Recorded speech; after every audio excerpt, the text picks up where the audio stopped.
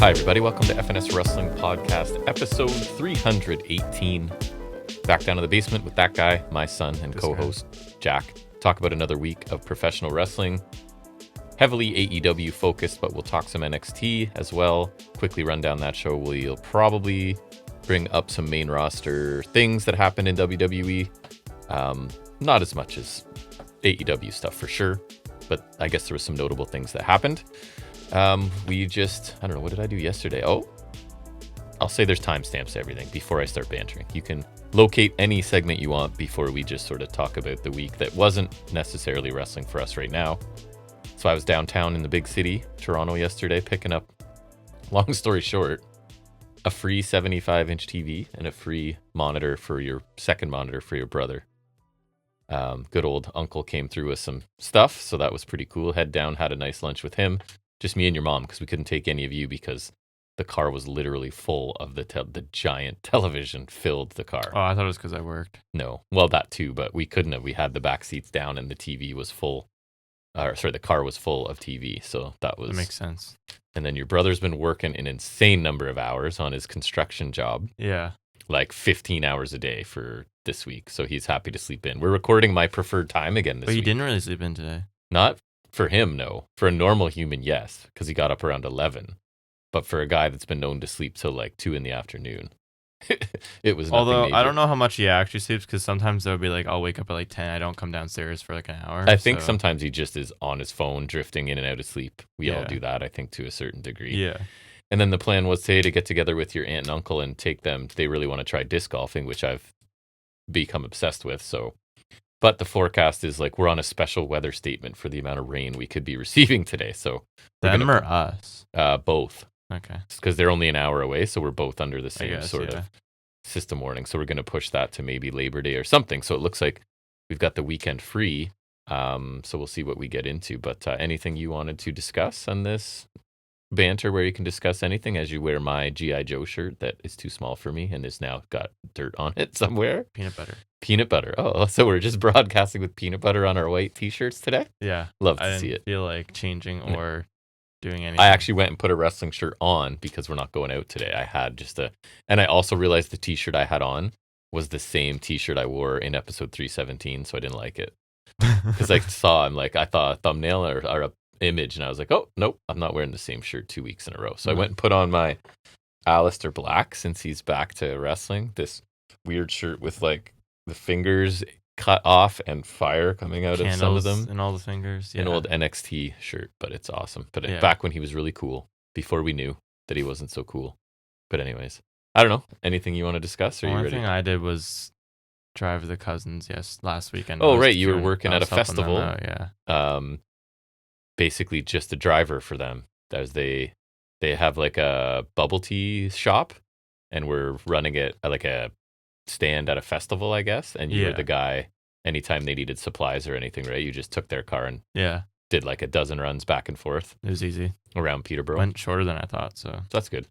Yeah, you're, and then you've just been working a little bit here and there as well, I guess. Not as many hours as your brother, ironically. No, I'm fine with that. Yeah, but you're the one that needs the money because you're in university. I know, but at this rate, they're screwing me anyways, so there's nothing I can do. Why are they screwing you? They're just doing that at everybody. God knows why. What does that mean? They've been cutting hours. Somebody's got to work. It's okay, but they still cut hours for everybody. Oh, for everybody? So what, they just have fewer people working at the same time? That, or like they've been working for shorter times. Because Yeah. like I was getting a lot more 8 hours before, right? And Yes, so now you it's just, I don't know. Which is stupid because summer's our busy time, but yeah, whatever. what can you do? Maybe find a new job for next year. Already got it. You think? We'll see. I hope so, buddy. But you talk like this is like set in They stone. told I'm me. nervous. Okay, I hope so. That would be great because that would be very convenient if you could work for them. Okay, I say we get into talking wrestling because I'm looking to get through this because another sort of side project that I work on, my disc golf channel, I made a whole video. Plug it.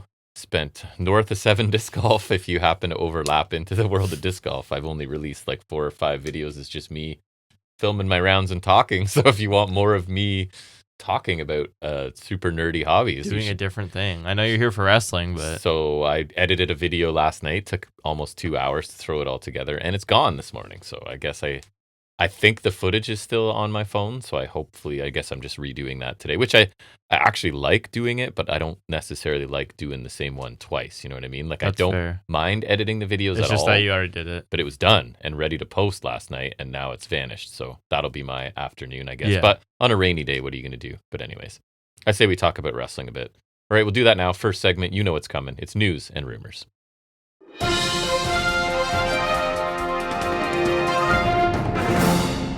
So first thing I have, there are reports that, quote, a lot, whatever that means, I saw this. of AEW contracts will be allowed to quietly expire sometime in the next 18 months. They're saying define a lot. because Tony Khan does not release people, which probably kind of nice. But depends on how you look at it, because if they're just sitting there not wrestling, I'm sure they don't love that either. But I mean, they're still you are cashing getting paid, checks. so I guess it depends how you look at it. And so their roster is huge, and there is lots of talent that's been released from WWE in the last few months, right? So you can't just continue to hire people and not let people go. So that is the speculation that there's going to be. I'm curious to see if it'll be anyone of real consequence. And then some people are speculating that, like, who's going to be next to be released, and it's like, oh, it's going to be Jordan Grace, and I'm like, wow, she really did nothing. But so I guess we'll see, right, who these people are that A, their contracts expire, and B, that Tony Khan thinks that they're kind of done with and don't need anymore. I don't know who it'll be, but off the top of my head, nothing comes to mind. But then again, if they haven't been used and sitting around, they're not really gonna just come to mind. No, I feel like also this feels very rumor and speculation. Like, who possibly knows this, right? Yeah, like, I'm sure that it's true, and we will see some departures later on. But there's no way to know. How about everybody that's in Ring of Honor basically just got gone? Well, not Athena. Sorry, call up a couple. See, I don't know, because like with Ring of Honor, obviously it's like nothing now, but at the same time, it's like it's filling that kind of spot that the YouTube shows used to fill, like the dark and elevation. I'm not obviously it's still a little better because like they do. I know they don't do zero feuds and storylines there. It's just there's not a lot. I know they just paid off the feud with Andretti and Leo Rush, and like I saw Andretti won something, didn't he? Beat Rush for some belt, the TV title. Right. I did see the rundown of that show. So like I know they do stuff there, and I heard really good things about Bandito and Nick Wayne, which I want to watch. But like I don't know. And Athena retained again, and Bandito retained again. Athena and Hazuki was the main event, I think. Yeah, it was. Like it does serve a purpose. It's just I don't know. You do need to. On one hand, I'm like, yeah, old Yeller. On the other hand, I'm like, it does serve some kind of purpose. It's just I don't know who watches it, though. Anyone? I don't know who watches the weekly TV. Watching the pay-per-views, I think, is fair because they usually still cork out some good stuff. Yeah, that's true. I don't know. We'll see, I guess. We'll see who the people not coming back are and if they're replaced by new people. And I saw someone saying, like, it's clear Bandito's never going to be AEW World Champion. So, like, this is as good as it gets something for him. he gets to do. Yeah, I guess so. I mean, I would think, honestly, I'd probably, if I were him, I'd rather be, like, international champion where Fletcher is than world champion Ring of Honor at this day and age. Meaningless mid-card belt, at least on the main show. I wouldn't say it's the meaningless one. I say the meaningless one is the one that... I'd say there's so many, they're all kind of meaningless. No, because that one's the upper mid-card. Is it? I don't even know which one's which or who has what. Well, that's you. Because there's so many. That's because you're... It's either you're the main champion or you're not, basically. You have one of the other ones. I peg Fletcher and Moxley's belt as important, and then the other two are less. I forgot there was two more, to be honest. Because National, International, is the Continental, one and what? TNT. Which is the first one. That's the one you should remember. Yeah, sure. But, like, because the Continental belt at least is going to be established as, like, the tournament belt. So that's different. That's something. And then the international title is the big mid-card one because that's the one, like, Fletcher's had, Okada had it, Omega had it. That was the one that Cassidy did the crazy lineage decides how important it is. It's that and, like, well, it's just been put in higher standing. Like, the MJF Osprey match, that was for, like, an hour. That was for that belt. Just what they've done with it. Because, like, the TNT title was their TV title and the first mid-card belt they did. But, like, it had that period. Remember when Guevara and Scorpio Sky went back and forth, and then Wardlow held it too many times? So honestly, that belt, I'm like, They all feel interchangeable. The national title, I don't even know why it's here. Right. That one, I'm just out on that. Your turn. Speaking of contracts, Dragunov's gone. His contract expired. Apparently, they wanted to keep him because obviously then he can't go anywhere else. But I guess he's want to keep him for what? Just for that reason? What else would they use? There's literally they haven't use that guy since Brock Lesnar buried him. They're not going to do the Gunther match because I don't even know what they're doing with Gunther anymore. Because people want it, so they won't do it. Give it to them. And they're not a wrestling. They're not a wrestling company, and that's a wrestling match. So they're not interested in that, right? So that match is almost 6 years ago. That's crazy. That guy is one of my absolute favorites. If AEW, I always say, I know their roster's bloated. They don't need new people. You grab Dragunov and you release some people because that guy is amazing in the ring. And I'm pretty sure he used his name prior to WWE, so I don't think they own it. I'm pretty sure you're right, which seems weird. Let me see. Okay, Ilya is his first name at least. Dragunov's not his real name. He just doesn't fit WWE at all. A, his strength is in-ring, where he's amazing. They don't care about that. B, I don't think they want a guy his size carrying himself the way he does. I don't think they think that works either. Because he carries himself like he's a giant dude, right? Or like he's a Sheamus. Right, and he's not. Yeah. God forbid he's a smaller. Yeah. But he is, if you haven't seen a lot of Ilya Dragunov, man, he is incredible. Yeah. So I really hope he lands somewhere where I get to see him. I was really disappointed he ended up in NXT main when he did. Because he was there through the 2.0-ish era or the post 2.0 era. He might be in my top 5 of guys to watch have a meaningful match with somebody else good. Him and Gunther's match is uncomfortable to watch. Yeah, that match is terrible, but it's awesome. It's amazing. So I don't know. In AEW, I feel like he'll be allowed to work the way he wants to work. Whereas in main roster, there's no spot for him there in their current construction. So, no, I'm amazed he came back last year and even won the U.S. title for any period of time. But even then, that was the period when the U.S. title was just the open challenge belt, which I mean, that was something. But. So I'm gonna guess he's happy about being gone. Yeah, because I don't think he'll be able to work for long. I don't understand. I thought the what's it called? The non-compete were gone. And he doesn't have one though because his contract expired. True, so he can go. So he should be fine. Also, they're independent contractors, right? In theory, they're absolutely not independent contractors. That just baffles my mind still. I thought we stopped doing that. They say that with a straight face, like, "Oh yeah, they're independent contractors. They can do whatever they want." No, they can't do what they want wrestling wise. They can't do what they want social media wise. They can't do what they want activities outside of wrestling. Literally not at all. Nothing. They couldn't be less independent than they are. But anyways. Are they even a contractor? So we don't like to praise WWE, correct? I don't. Do you remember how good the WWE network was? Yeah. It was great. Well, when it worked for us. It was great. Yeah. For a period. So on Netflix, right, they don't have a lot of back catalog stuff at all. No. Because even my favorite back catalog is Black and Gold era. They only have takeovers. So apparently getting that backlog on caught up and getting stuff on there is being reported as not a high priority for Netflix from good old Dave Meltzer. So who knows? Cool. Stating that some of the inappropriate content is part of the problem, right? They don't want to put up all the Attitude Era stuff because there was naughty stuff going on at that point. So that's part of it. Could be, and then they'll be on Netflix officially for 2 years, and the only things up there are any episode that is aired on the streaming service is available. And then they've got older editions of the show under the vault, but that is kind of missing. Wait, hold on. Give me a second because I have Netflix on here. I'll take a look at what we have actually available. So you've got some episodes from the 90s listed, but most of the Attitude Era 2000 stuff, 2010. Yeah, so for Raw, you have, I'm looking at 2024 right now, but so you have 2024, 2023, 2022, and then we skip first. So they don't have any of the 2010s or 2000s. Right. Which, that's a huge gap in that logic then.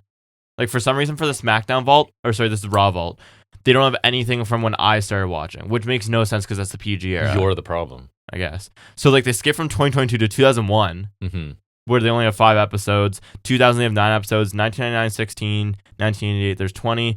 Then they have 97. Then they have all the years up till the year Raw started, which was 93.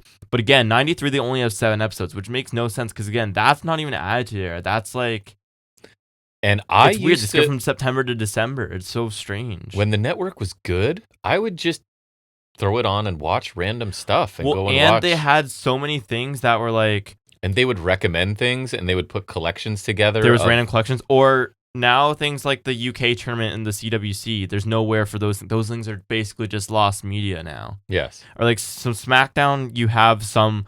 Then you skip from 2002 or not 2002 to 2022 to 2008. So they have some 2000s, but again, 2008 there's only 3 episodes. Like this makes no sense. And then NXT they only have episodes from 2022 onwards. So I'm gonna steal 2 news stories in a row because to contrast that, what makes me happy apparently, although I checked and I couldn't. Lucha Underground is. I saw this. I went to their actual YouTube site and there was nothing there for me. I think it's in the States. That's the problem. Yeah. So I got excited because they're uploading past episodes. They're already up to season 1, episode 19 when I got this story, and that they're adding new episodes 3 days each week or something. But when I went in, I did see that. Yeah, but like in the one of the verbiage was new episodes. So I don't know if it's like new or new old. New to YouTube, never been posted. Because I bought season 1.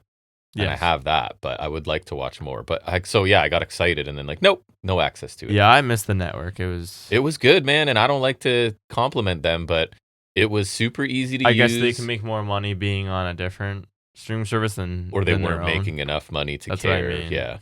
But anyways. Because that's got to be it, right? Yes. Or like, okay, now I see Royal Rumble. Now I'm curious. They would probably have all the Rumbles, right? Do they have 2004? They do have 2004. That's surprising because that's the Benoit one. But like, so yeah, like some PLEs like Rumble, they have every Rumble. But I don't know. It's strange to me and what they do and don't the report have. is no hurry to get anything else up there. Yeah, I'm not surprised. And so like, because I'm just curious if they have all like the.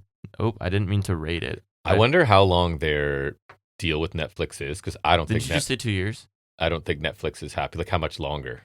Oh, right. Okay, well. I can't think they're happy. The ratings for Raw aren't very good globally. That was probably the same with the ESPN deal. Because Raw started on Netflix at the beginning of 25, so peg it for like the beginning of next year maybe. Yeah. I think if they said January, it'll be 2 years. Like SummerSlam, they have the ad tier one. So they're not like completely adverse to having ad tier. It's just, I guess they don't want all the weekly TV stuff because that's when there's crazy stuff. I don't know. Like, oh, there's In Your House. Cool. The crazy stuff that's the most watched stuff. They don't want it. The stuff that people are going to watch the most, like the Attitude Era. Yeah, like you would think you don't have to advertise that it's there because realistically, the Attitude Era stuff, no one's going to watch it other than the people who are looking for it. That's right. So why wouldn't you just sweep it in there? You don't have to make a big stink about it. You don't have to be like, hey, there's Jerry Lawler shouting titties on our thing. But and like, does Netflix worry about, I guess by this standard, Netflix doesn't have any R-rated movies on there, right? Like they only have PG-rated movies on there? No way. Because you can't put anything controversial on there. So I guess it's all just a children's movie site at this point. I don't know. I don't understand I don't really care. I just was like, saw that article, was like, man, the network used to be really good for a little bit of time there. Yeah. It was very good. Anyways. Used to be a cool thing. Go ahead. But we can't have nice things. We can't. So I know in September they're doing the Rebel Heart edition Dynamite, to raise for Rebel support for Rebel. Apparently Britt Baker's been mentioned in discussions for that. Okay.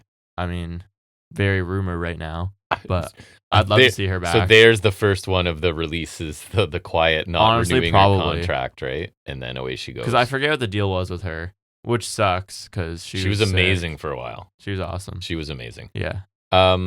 I was texting you. I checked in with JCW, as I tend to do. Juggalo Championship Wrestling, if you're wondering. They just went over, it looks like, to MLW and was like, hey, man, we're going to borrow a bunch of your guys. So on this episode, Mr. Anderson was back in a really bad gear, looking very out of shape. And like gear that is like blue or purple. It was bad. Anyways, so Mr. Anderson, EC3 is there. Yeah, I told you EC3 is there. I was like, that's your dream thing right there. And then Josh Gibson and Cruel, both Who's from Josh Gibson? MLW. He's Josh the guy, Bishop? or sorry, Josh Bishop, the guy that just replaced Josh Bishop then. The big fellow. So Gibson, I don't know, sorry. And there's a kind of a, speaking of controversial wrestling angles that Netflix wouldn't want to do, I forget his name. You know the zombie tag team that I liked? Barnabas. Their like manager guy who's like a circus, whatever. He just beat the hell out of a female wrestler backstage, Danny. Like for real? So no, but the storyline is, so attacks her, lays her out, and is screaming at her because I guess he's her father. and the mother died in childbirth, and he's mad because it should have been her that died and not the mom. That's the story they're going with. Oh, Just Russo. Completely Russo. out of the ether. Like there's Russo. been no hint of this that I am aware of, and just now he's screaming, "It should have been you that died." Yeah, very Vinny Roo. That's so Russo. That reminds me of when like just too far into the drama, right? Like when the Bellas had that feud in like 2014, and Nikki Bella was like, "I wish you died in the womb." Yes, so it's that, but a man just beating on a woman and then screaming that you should have died in the womb. You're my daughter, but I wish you were dead, sort of thing. Interesting. Awesome. Yeah, I have two more. Go ahead. That one's a good one. Bronson Reed's reportedly close to return and is super jacked. I think he's like slimmer. I mean, his body shape. I don't think I mentioned different. it, but when I was in Toronto, like you saw him. I literally walked by him. I was walking into the mall, and I was like, I saw his forearm tattoo, and I was like, close personal friend of the pod now. Yeah, he is actually nice. I saw reports that he might have a feud with Oba coming up, which there also. Did you see? I think it was on Raw this week.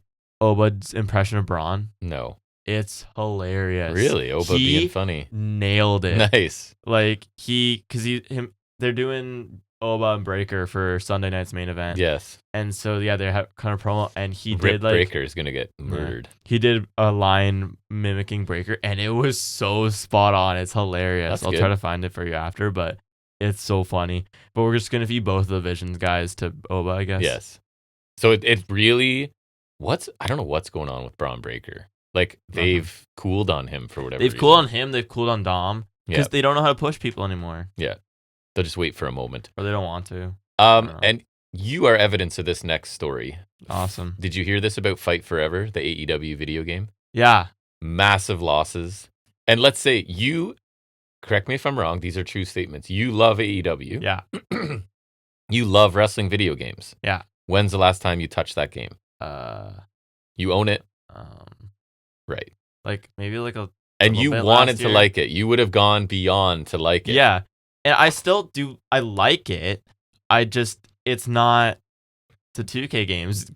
I don't want to give them money, but I shell out. That's the only way we give them money. I shell out like hundreds of dollars to get the Super Deluxe 2K because I want all the stuff. And then like, it's worst case scenario. I've literally downloaded Ospreay and Moxley and Fletcher on 2K because their game engine's they've perfected it.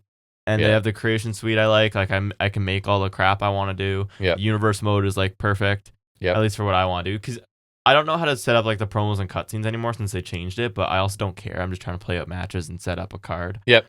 But like, yeah, if AEW could just reskin a 2K game with their roster, then it'd be perfect because so they're saying they've lost at least $30 million on that. I saw. Due to developmental delays and deadlines being missed, right? It was pushed back a couple times. Yeah, and they stopped doing DLC a while ago. And then they sold, this report is saying, about half the number of copies they thought they would sell. Yeah. So I think they're just now cutting their I hope they give it another try sometime because I think that roster with a good game would be elite. Yes. But no pun intended. They need to go back to the drawing board for sure. They do. I only have one more story. You did the Lucha Underground ones. The last one I saw was I told you, Hiromu Takahashi's on SmackDown now. He was in Vignette with Nakamura. So his name is Kyoki. Okay, so there's massive potential for that tag team to be really cool because both those guys are like really weird, unique personalities. No. It won't happen. Stop. I'm just saying potential. No, it's not happening. Not follow through. In any other company, sure. Takahashi is cool as hell. I don't see at all where he fits in WWE. Yeah, you know, if you can't commit to Shinsuke ever, really, what's Takahashi gonna do? Yeah, if they can't actually back Shinsuke, there's no way you're. Because Takahashi is like Shinsuke, but smaller. Yeah, in terms of like they're gonna like he's kind of weird and quirky. They're gonna make him a weird, quirky guy, and then with his cat. Does he still have the cat, Daryl? I don't know. Because Daryl's awesome, but I don't know. Maybe they'll get a tag title run out of it, and that's about it, probably. Awesome. So, last story. Filed under the Believe It When I See It news. Is it the tag division WWE thing? To increase focus on tag teams. Yeah, I saw that. I didn't even bother. I was like, that's not happening. Did you hear who they think might be focused on? Paige and Rusev. So, Paige and Rusev is one being discussed. Gross. You already mentioned Nakamura and Takahashi, whatever his new name is. care. So, yeah, Fraxium, okay, sure. I wish. Free those guys too. In a perfect world. And Los Americanos and Street Profits. Los Americanos. It's not that they don't have tag teams. It's that they, at their core, don't like even though Triple H is supposed to be the tag team guy, they clearly do not care. Like you always say, Americanos. When's the last time a tag team match was on a pay-per-view of consequence? It's been a while. Hold on.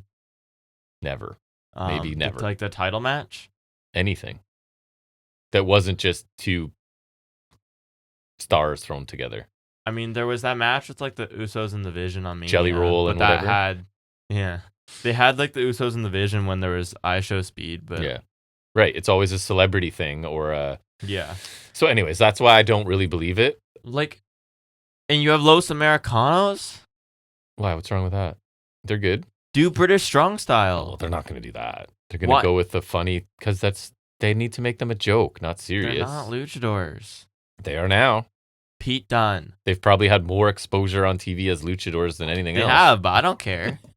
So, anyways, Pete Dunne. I don't think that's true. That they're going to focus on tag teams, but I don't care if it is. Yeah, I won't see it if they do, anyways. Yeah, and like I don't. This isn't even a Butch thing. I think he's just stuck now. Yeah, this is terrible.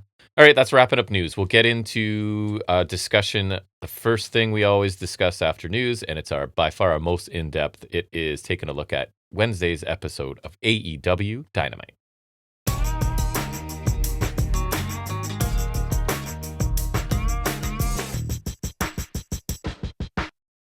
So we watched Dynamite on a slight delay this week because you were at work until 9 o'clock, but we caught up pretty quickly. And it is the second last show before All In, right? I was going to say that, yeah. So we'll see how much story progression and stuff we got on this episode. Remind me. People are always complaining they don't do angles. They don't do angles on Dynamite. Is that what people are complaining about? I've seen some people being like they don't do enough angles or things on Dynamite. It's a funny way of basically saying there's too much wrestling on this wrestling show. Yeah, meanwhile, I heard like WWE was considering doing a little Yachty concert for Sunday night's main event. Do it. I will definitely tune in for Little Yachty, who I've never heard a single note of any of his songs that I know of. I think I have, but I don't know. I don't know. Good for Nor him. do I care. I also saw, I think Alvarez complaining about how like they keep doing big angles in the overrun. Yeah.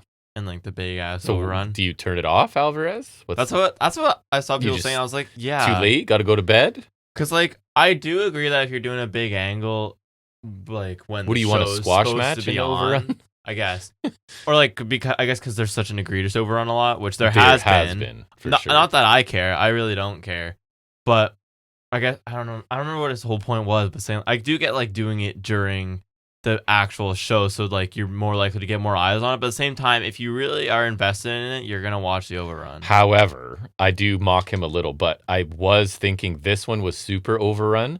So at the time, in my mind, I went back and was like, was there a match we could have just gotten rid of to save like 10 minutes? Honestly, and there probably was. I would have just done the final segment without the main event match. I don't think we needed the match. Yeah, but I digress. We'll get there when we get there. I feel like I'm about to sneeze, but like it's not coming yet. So you know what, we're gonna roll with it. Okay, and it'll come when it comes. Sneeze incoming. I'll try and hammer the mute button fast if I can reach it. Well, I don't sneeze as loud as you do. That is true. I enjoy a good sneeze. I'm not gonna hold back. You do that. You do. We open up with Ospreay and the United Empire guys. It's Francesco, Akira, and Hanare against the Callis family. Did we know they were coming? Squad. Was this random? Felt random. It's kind of random. Okay. I knew because I see what's advertised on Instagram, but sure. And I don't. The uninitiated, probably not. So no social media and terrible memory. I was like, is this random or did they mention it last week or so? The only not random part of it is that like the Callis family attacked Ospreay, or like they were involved with Ospreay and Omega the other week. So it's like now Ospreay and Omega both are taking out Callis guys in trios matches. So like that part's not random, but the fact that it's United Empire is. But I guess realistically, if Ospreay has a trios match, who else is he going to call? And I heard someone else talking about that it's the people from United Empire that he doesn't have a problem with. It's not Newman wasn't there. Newman's the one he really so they can has further that with. tension. Yeah. Which I am hoping to see some payoff to that. I mean, I don't keep up with New Japan. I keep up with it as much as Instagram allows me to. Yeah. But if they do Ospreay Newman, I'll watch that. I still haven't watched the G1 finals. And I have no problem with Hanare. I think he's cool. I'm a little surprised he hasn't done more in New Japan, because every time I watch him, including this match, I'm like, damn, that guy looks tough. Yeah, Hanare's cool. And Akira's just different, right? He looks like an indie kind of guy, but he's really quick and whatever. Anyways, sorry, get into the match. Akira's adopting the Nick Wayne pants here. I didn't know if he was wearing those before, but more loose pants going about here. It's the new trend. Yeah. It's like basketball, where it goes from like longer shorts to now longer baggy shorts are back, you know? We're bringing out like the pants over the boots, and we're going to go back to tights. Singlets. Everybody in singlets. Long trunks, short trunks. Yeah, exactly. I don't know, cargo pants, like the Hardy Boys pants. I don't know. Anything under the sun. We get Hanare, Archer, Haas fight, shoulder tackles, and then like a lot of hard chops. The crowd was very into, even just before, even when they got face to face, there was a bit of energy, which is crazy because it's Archer, who never does anything ever anymore. Remember when Archer came in, he was like a world title challenger? But the crowd was hyped for Hanare Archer, and they did beat the hell out of each other in this little segment. Honestly, like, there was a time where I wanted them to do stuff with Archer. Now I just don't care. I mean, I haven't cared for a long time, but it's like, even when they did try doing stuff with him, I don't remember him ever having like crazy good matches. Like, he's a cool big guy, but he's like totally fine, you know? He's one of those. Yeah, he doesn't work very exciting style. He's got a couple cool moves, but like, even in Japan, where he was a bigger deal, it was still like, because he's the big gaijin, right? But he's fine. So I'm really not surprised with the role he slid into, which I mean, I'm not. It seems appropriate for him. Yeah, I'm not expressing any groundbreaking opinions here, but it just got me thinking when you were talking about that. I was like, it is surprising to be excited about Archer. They dust him off every now and then, and like I'm even more apathetic towards him than with like Garcia, because at least Garcia, there's some matches of his that I really like. There's some promos of his where I'm like, okay, that's actually pretty good. Like Garcia, for as much flack as we give him, has done more to earn my interest than Archer has. Archer feels like once your contract's gone, he could be one of those, right? Like, I mean, you say that, but he's kind of a utility player, and just like, he's a good enhancement guy. Like, he's a good guy to like be in these matches. To like, he's not terrible. It's just he's a good guy to take falls. I mean, granted, if I'm gonna pick one guy to take a fall between him and Brian Cage, I'm picking Cage every time. But Archer does serve a role. I mean, if he left tomorrow, I wouldn't care if I see him pop up in MLW, because where else is he gonna go? Japan again, maybe. I mean, I guess they kind of need people. They need people. For sure. But he's not going to... They need, like, people of importance, and he's not going to be IWGP champion anytime soon. He is not. He is not. I don't know. Anyways, Empire had a pretty nice combo, and then they assist Akira with the splash. Hanare counters Archer's blackout, hits a stalling German. Ospreay hot tag flurry. Akira chops Archer like a bunch of times to no avail, because he's small and Archer's big. That's right. And Hanare with a Samoan drop on Archer. Archer tries to double chokeslam on Ospreay and Akira, then Hanare just charges in with a jumping headbutt. That was pretty sweet. Romero does his dumb like taunt, and he just gets blasted with a hidden blade for the win. It's kind of like that one bit, remember when he did the taunt and then you just got kneed in the back of the head from Omega? It was kind of like that, because Romero is just like cocky for no reason, I guess, even though he's like the biggest goober. And we say this every time.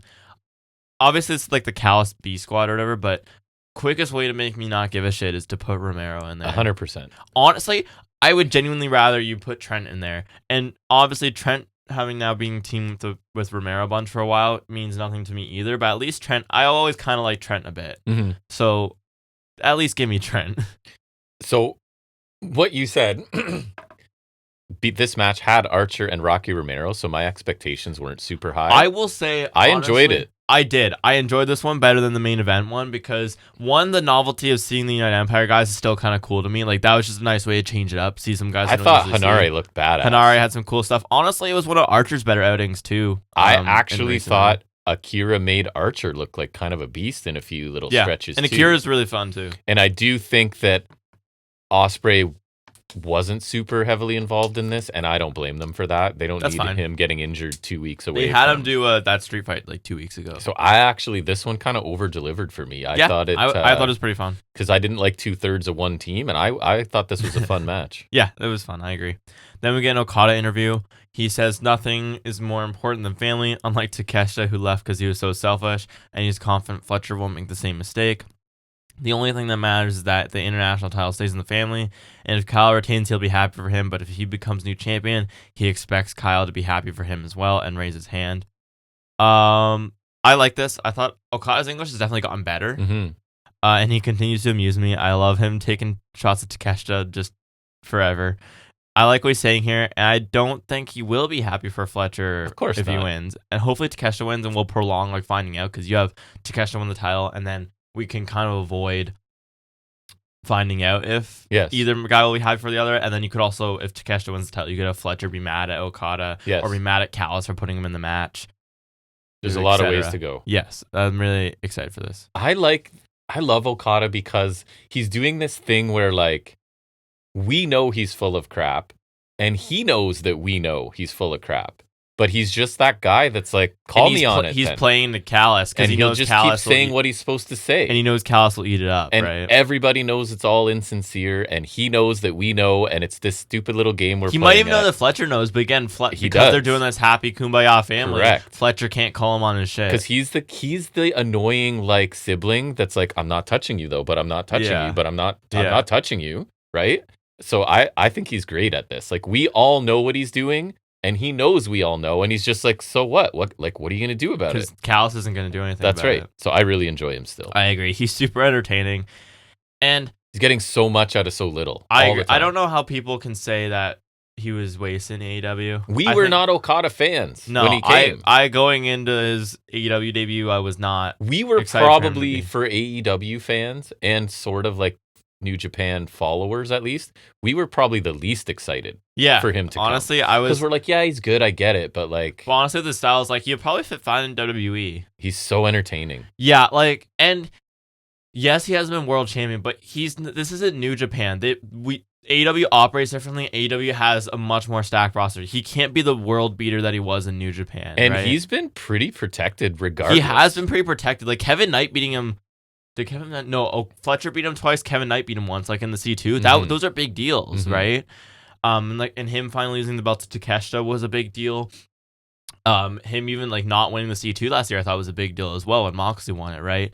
And yes, he hasn't been world champion, but you look at, like, I don't know what this exact stat is, but if he's been champion for like 90% of his run, he was Continental Champion forever, and then he became Unified Champion as Continental Champion, and even when he lost the Continental title, he was still International Champion. He was Trios Champion once this year, right? I didn't know heel Okada was so entertaining. I know. I didn't. He's great. And I would argue, yeah, he's shown a more complete Okada, I think, being here, because in New Japan, I don't think he did show much character, and I don't think you can show as much character. They're definitely just with more, how they run their shows. Yes, they're less into, because you don't have weekly TV to play to like crowds and do it every time. Usually when they're doing angles, it's like there's never. It's like a post-match. Yes, correct me if I'm wrong. Or whatever. I having not watched a ton of New Japan. Usually promos are like always some post-match stuff. Like there's never like, we're going to hear from Okada tonight. I don't think so. Right? Like, I don't think they do that. Or they also do, like, the post-match interviews, like, in front of their logo backdrop. Or they'll do, I'll mention this when we do the Ospreay Omega segment. Remember they had, like, the press interview where that, like, the table... Because remember, that was a great segment for Ospreay and Omega when they were doing their New Japan feud. But, yeah, like, it's just... This is allowed... Like, even something like this allows him to show so much more, I think, than what he did in New Japan, because you're still getting the same Okada matches thing. Maybe he's not quite as quick as he was in 2012 when he was like at the height, like winning the G1. You know what I mean? But he's still delivering on the highest level, I think. Yep. And then now he's doing this character stuff that's super entertaining, because now you have a different thing from New Japan where you're gonna have this crazy match at a big show with Fletcher and Takeshita, which. Another thing with New Japan, I don't think they do a lot of three-ways, so that's also different. But you're going to have this crazy three-way match, but there's also this really entertaining and interesting story going into it, which I don't think Okada always did in New Japan. And with multiple directions for it to go afterwards, right? So it's not super predictable. Like, again, I think there's more likely outcomes than others in that match, as sure. As there usually tends to be. The only time I can think of that not being the case was Ospreay Hangman last year. But there's a realistic scenario for any outcome in that match, I think. Me too. Just to varying degrees of whatever. Anyways, we're going to continue on this train because then Fletcher's in the ring for a promo with Shivani. And he says, again, that we're in the midst of the greatest international title reign of all time. And he sees no reason as to why it has to end anytime soon, and it won't at Wembley. He says Okada said family means everything, and he agrees. And he says Callis has done a lot for him and he owes him a lot. So he trusts Callis' design, and he's willing to go along with this plan that has him in the 3-way or whatever. Clearly not super thrilled about it, but trusting the process right now.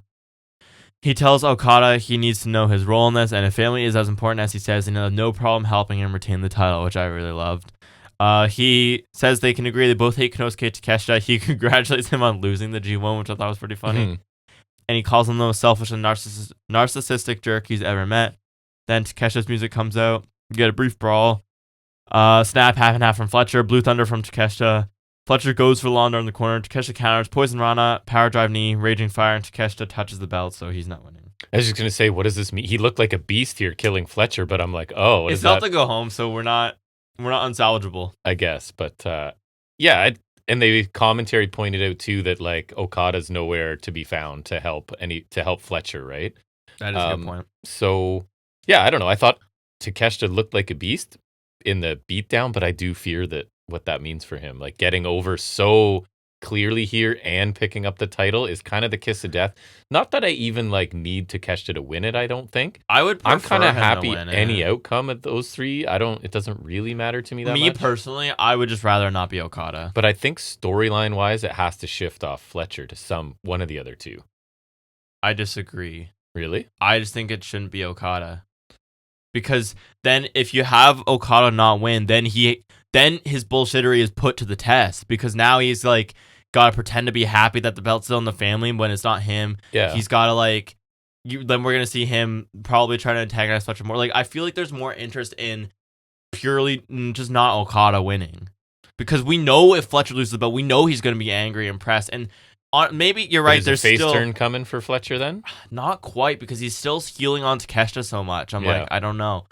Because I do think you're right in that, like, if Okada wins it, then Fletcher being angry, there's a lot of story potential in that, because Okada can be like, hey, you're not being a family guy. About that could be great too. But me, I'm kind of more, we kind of seen that with Takeshita. Mm-hmm. Like, it's not too dissimilar from that. It's not. For me, I'm thinking if Fletcher wins it now, he's still happy, so that keeps him in the family for now, because I don't think it's quite his time to leave. Takeshita's supposed to be happy, but he won't be. Okada, not Takeshita. Sorry, but Okada. Yes, that's exactly, because now we have to see Okada kind of put his money where his mouth is, which he doesn't do. Mm-hmm.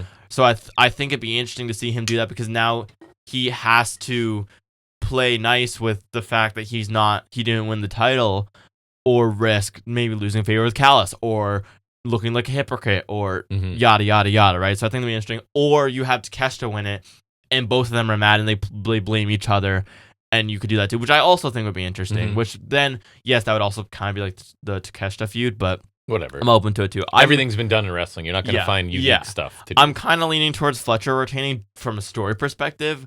Me personally, I want Takeshita to win. Yeah. So I don't know. He just held that belt up high and beat the champion. I know. We'll see. But I like the promo, because what I liked most about this promo is that we're clearly setting up the dynamic of the match. They're going to be working together a lot of this match. And we're going to wait for that to crumble. Yes, exactly. And then the match is going to get crazy. Yes. And then we'll see where things lie. Exactly. But I really like that, because I like that we're kind of telegraphing that. I mean, we kind of could have assumed it was going that way anyways. Predictable isn't bad. We talk about this. I just like that we're saying, like, hey, you should help me because you said you want to keep the belt in the family, and the easiest thing to do is help me retain. Like, I like that we're just, like, setting it up, because then it builds the anticipation for when that falls apart, right? It'll be that first time Fletcher or Okada pull the other off of a pin or whatever. Yeah, right? Or like one of them accidentally hits the other. We and get Okada accidentally hitting him with the Rainmaker again or something. And then the match will kick into a different gear at that point.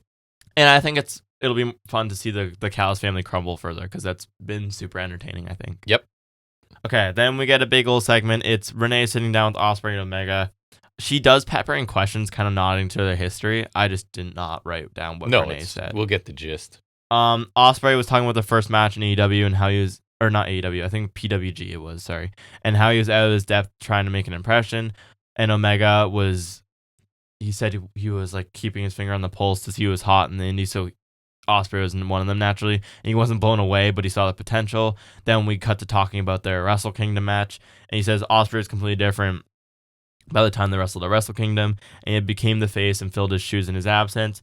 And Omega says he came back out of necessity. They needed to sell tickets for Tokyo Dome, and Ospreay's name doesn't sell tickets like his does, and like he didn't fill his shoes. And he had trouble filling his shoes in his Which absence, was the right? honest criticism of Ospreay at that time. It also was the story going into that match, right? He wasn't filling the shoes of Omega at the top of New Japan. Ospreay says Omega didn't work under the restrictions he had. And he talks about how they had to take pay cuts and the travel restrictions and having to quarantine in hotel rooms. And he says Omega could never handle that kind of pressure. Omega says they had the exact same situation in the States. His drive was shorter, but they had no fans either. And he says even if they did have fans, would they have been that loud for Ospreay? Because Ospreay did mention, remember, not in Japan, they're quiet over there. The forced silence. Yeah, that was so, or they could only clap. Yeah, because I remember like Jay White when he was there. It might have been him cutting a promo or something. I remember like Jay White making non-to. I remember you loved Switchblade would talk mad smack in his matches. Yes, because it was silent. You could hear everything, and he was so funny. So good at it. Yes, that's the one thing I'll say I miss with babyface Switchblade is, again, even though it's been a while since he's been heel now, I'm still surprised at how good of a babyface Switchblade can be. Yep. It's very he's strange. He's a good performer. You can do it all. Switchblade's amazing. I'll talk about Switchblade in a bit because I love him. He's one of my favorites. But I do miss heel Switchblade because he was so good. Anyways, sorry, back to this. Omega says everyone knows his history with Callis by now. When he was promised gold and saw the results, he thought Callis had his best intention in mind. And he says he and Ospreay had similar stories, but Ospreay had to know better and link with Callis and learn for himself. He says Ospreay says Omega came back to Japan and embarrassed him and beat the tar out of him. I remember that was the story because remember Omega killed him in that match. Ospreay mentions even getting DDT'd on the turnbuckle, and he got there's that one where remember Omega smashes his face through a table. Yep. It was stuff like that. And then Omega rightfully says, how is that different from when Ospreay came to Canada? I was there. And brutalized him there, right? And Ospreay says he deserved it, which I really like that in a whole little bit of this. Omega makes a good point saying he didn't use Callis at Wrestle Kingdom because Callis was in his corner, but Callis didn't play a role in that match. But then when Ospreay beat him, he had no qualms about taking Callis' help at Forbidden Door, right? And Ospreay kind of gets heated, says it keeps him up at night, and that win meant nothing because everyone said it was all Callis. Omega says he doesn't hold it against him. He said Ospreay saying he couldn't have done it alone makes him feel like he won twice.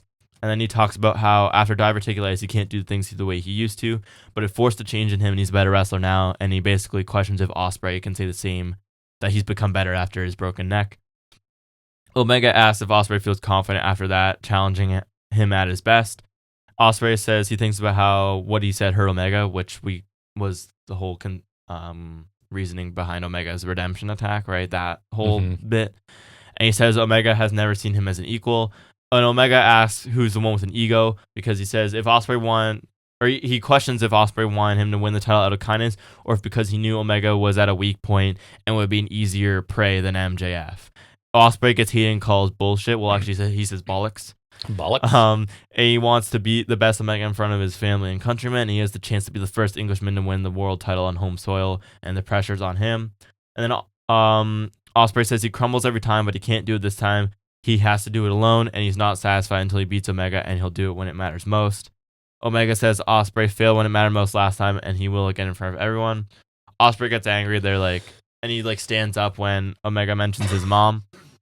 And Omega says there's a lot riding on this. And he says Ospreay's mom will be proud of him no matter what, but the boy made Juan a new hero after he loses, which I thought was great. Heel, clearly heel. Yeah. Refer to kid. So this was really serious and dramatic, but I thought it was fantastic. I thought this was the perfect follow-up to that one segment we really liked in the ring a few weeks ago. I really loved them drawing on the COVID period, especially because it took me back, like I said, to their Wrestle Kingdom build, that press promo I mentioned, where Ospreay was talking about the pressure of working in New Japan during COVID and all the things he had to go through, which he brought up again here. And Omega rightfully brought up the point that Ospreay, punished him the exact same at Forbidden Door, right? They kind of traded that, right? And I loved Omega questioning Ospreay's COVID struggle and, dare I say, belittling it at times, right? I really like that because it was the right kind of heelish that I really loved. I like that he made the point of Callis being a factor in their past matches. I thought Ospreay's acting was really good too. He got really emotional and at the right times. I think he did a really good job of getting heated when Omega was clearly trying to egg him on, right? I thought that really worked, and I thought they did that fantastically.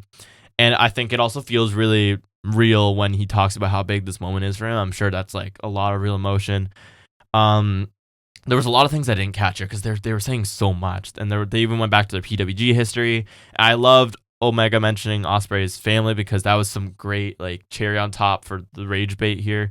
He's clearly trying to get in Ospreay's head and like mentally shake him off and throw him off his game. And it's even better because he clearly knows exactly how to do so too. He's questioning Ospreay's intentions and questioning his morals when Ospreay wants to face him, right? He's questioning if Ospreay can not crumble under pressure. And Ospreay even admits he always crumbles and now he can't. And that felt very Hangman to me, like admitting you might not be good enough, right? I like how aware he is of his failures and struggles. And Omega's not, I'll delve into this more at the end of the show. He's not a villain in the same way Mox was a Hangman last year, but he's clearly the antagonist now. Yes. And I think he's doing an amazing job. Yeah, I loved, especially Omega's, just how smug, because he starts out and it's like he starts out respectful still. I feel like in a way he's putting Ospreay over, but he's also things like it's kind of backhanded compliments subtly like, oh, I heard a lot about you, and then so I checked it out, and you were okay, you had potential. Yeah, and then I always tend to keep my eye on whoever the flavor of the month is, and it was you, even that's like right, yeah, like it's all just kind of like you're okay, and then yes, upgrading it to like taking shots at his family. So this is great because Ospreay is the one that's under extreme pressure already, right? Yeah. So Omega is really trying to ramp it up here and crack this that's kid. Another good point. Yeah. And I think part He's of adding it to the too pressure. is that they're sort of taking their 1-1 record and almost making it 2-0. I did really like that because that makes Ospreay like, need to win more. Ospreay, you've never beat me. So there's ratcheting up more pressure. I like that because it's kind of like the Switchblade Hangman thing. Because remember, Hangman's only win over Switchblade was when Christian interfered. So it's kind of like it's that aspect where Hangman, for all intents and purposes, is basically still winless against Switchblade. And so now we're kind of flipping that narrative to Ospreay and Omega here. And you've got just a history wins. Of where you're supposed to fill my shoes and you can't. And here's just now you're trying another to do it again. opportunity. So I thought they've really played off their past history well. Kenny's the one staying kind of calm and trying to rile up the other guy because Kenny's intelligent, right? So he knows all the pressure's on Ospreay. He's never won the title here. It's in his hometown. No one of his country has won the world title at the big stadium in his he needs this, and I'm just gonna do everything I can. And Ospreay is like, I like that he's known to get heated in big matches, right? And I like that he's not. WWE, not just them, some companies, they try and make if like the big baby face just has to be cool and he's unflappable and he has a smart ass response for everything. Whereas AEW goes, no, sometimes our guys are vulnerable, right? Yes, that's why I liked about Hangman, right? And it's not like I'm just gonna coolly like dismiss everything you say. Have like some quit back to him, right? Right, like he's not The Rock or something. You know what I mean? That's what I mean. Like that's why I liked here because Ospreay. I feel like it really showed off his acting skills here, right? Because it hits so much harder when you have a good reaction to that. Because if Omega's doing a great job being the smug antagonist here, right? But that means nothing if it doesn't affect Ospreay. It's like, because I watched some video where a guy was talking about acting. And it's like, it's not always the words that have the impact. It's how they're reacted to, right? Yeah. So if Ospreay's not getting this heated and getting this emotional and flustered and all these things, then whatever Omega's doing really means nothing. Yeah. Right? Yeah. And I feel like WWE's thing is like really strong men are never vulnerable and never show emotion and are never stressed. They're just like, they just have a smart ass answer for everything and they're never worried. That's what they try to do with Roman Reigns, but then they give him like suffer and succotash. It's just so I thought this was, I don't know, I really liked Omega's performance here because he is every week he just has to baby step a little more into being the heel, and it's pretty clear He's here doing it so when well. you're taking shots. It's now like crescendoed into like I'm taking shots at your kid. Well, yeah, because you had that first long segment where Omega was leaning heel, but he was also like upset with Ospreay for, you know, debating the plastic bag winner. So he was still justified a lot, but now he's just like clearly being the smug antagonist. And I feel like it's that one comment Ospreay made that has just pissed Omega off the whole like I love that. Me too. Like that one thing that you just sort of said without thinking. You just can't get by it, right? Really hit me, and now I'm pissed. That's what I mean, because like and I feel like that's realistic because honestly, there's times where like I just maybe for no reason at all, or like more than it should, one thing can just piss you off and you just don't forget that. Well, and Omega's like, here's this guy who's supposedly gonna fill my shoes everywhere I go, and he hasn't yet, and he hasn't done it here, and he's talking like I've given up on myself. Yeah. Like, who the hell is he? And while they're claiming to be like best friends now too, right? There's so I thought this was a great segment. Both I really loved Omega, good. But Ospreay for his part was great. I feel too. like I should write this down. It was I'll add it to my list. Good piece of business, as they say. I agree. Right. Then we get a 4-way for the TBS title. Maya World is defending against Persephone, Sheeta, and Statlander. We get a Tower of Doom spot getting blown up. Then Stat takes out Sheeta and Persephone at the same time. Stat buckle bomb to Sheeta. Stat with hits Persephone with a discus layer for 2. Then Maya breaks the pin with a swanton. I thought that was cool. And we eventually get Maya countering Stat and rolling her up for the win. This felt pretty short, and that's why I did not note. It was about 10 minutes. I thought it was a good 4-way, though. It's just that, like, I thought it was okay. There's not storytelling going on, really, right? It's just that's the main kicker. I thought Stat and Persephone kind of stood out in this one to me, and obviously there's a ton of talented women in that division. They just, I say it every week, just develop some characters, right? Like, even we're gonna go into Brawling Bird stuff next. It's the same thing. It's like, go a little bit deeper, give these women some personality, right? I know they, like with Stat, it's kind of hard because she's kind of devoid of personality and she can't really pretend like she has one either. But so I don't know, they got to do something with Persephone because I think she's cool. I just need to know more about her. You know what I mean? Yeah, I agree. But I thought the match itself was good. Okay, I'm trying to do the math here. What's a week before August 5th? How many days are in July? 31. So July 30th, I guess, would be. I don't know why. Why are we doing this math? I'm just trying to figure out so I can date the things on my. I'm trying to add to the worst. No, I see. The best and worst stuff. Because gotcha. Wait, my birthday was a Monday. Oh, it was the 29th. Nailed it. I'm so smart. True. But yeah, like, I don't know. I think it was mostly because I was typing for the last match, too. Yeah. That didn't really do me any favors. But there was just. I don't know. It didn't grab me. And it probably is, like you're saying, because there's not a lot of story. What do you know about any of these women other than Maya World? Like, we know real life stuff for her, and that's it. We don't know anything about her. Statlander, they've tried, and it just doesn't work. Persephone, we don't know anything. Maya World, at least they're trying because they've given her some segments and promos, but not Sheeta, I'm a heel now, is basically all we know about her. What was the date 3 days ago? 3 days 19th. ago. Yes. I'm so smart. Okay, back on it. I will finish up my list later. I just needed to write them down so I don't forget that they're there. Okay. Yeah, like, it was fine. It just felt short to me because it's 10 minutes, with a commercial in there, probably. That's a standard NXT match, sir. How dare you? In a 4-way? 9 to 11 minutes. Yeah, writing my thoughts for last segment definitely took away from this. And, like, there were some good spots, but yeah, like... The care factor's not high. The care factor's not high.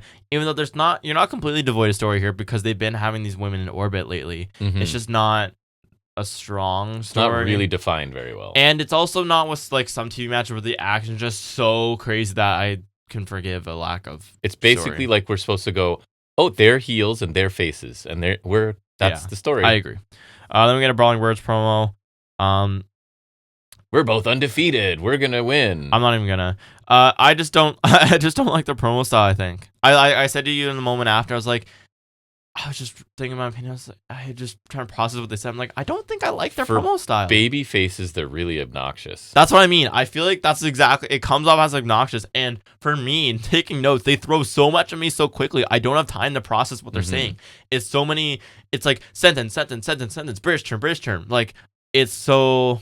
Yes, it's so much on the senses. And it's nothing of depth. It's always the same. There's not substance to it. So I feel like when I don't cover it super in depth like I just did, we want to beat you. I don't care. We're both undefeated. And they set the intensity level for this one early on, and it's just plateaued the whole way, right? Like, remember when they announced that the match was happening, I was like, haven't we known that for like 3 weeks already? Yeah. So I don't know. It hasn't like escalated at all, right? It's just sort of stayed at the same level throughout. I agree, which is the kind of like, oh, they went to their bar and smashed beer mugs on the floor. Okay, like that's what we've got.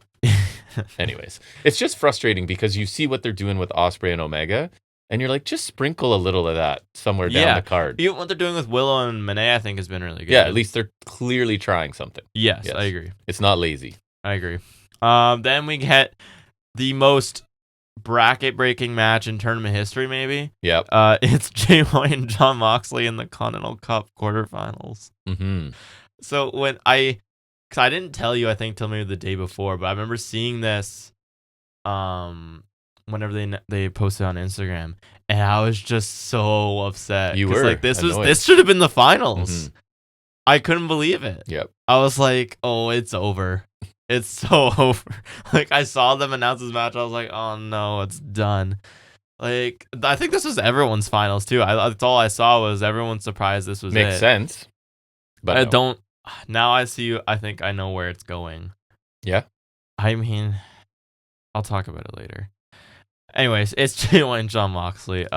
Pretty crazy match to get on TV though. Yeah. Even just tournament aside. There was a bit of holds and counters early on. We get Switchblade charging in quick, and he got caught with the German from Mox. Jabs and chops in the corner from Switchblade, and then he just like driving down the head with some elbows. Double down clothesline on the floor. Switchblade puts Mox in the Rings of Saturn, which I thought was surprising. Like, he's been doing some new stuff lately. Mox is able to eventually roll them to the ropes to get the rope break.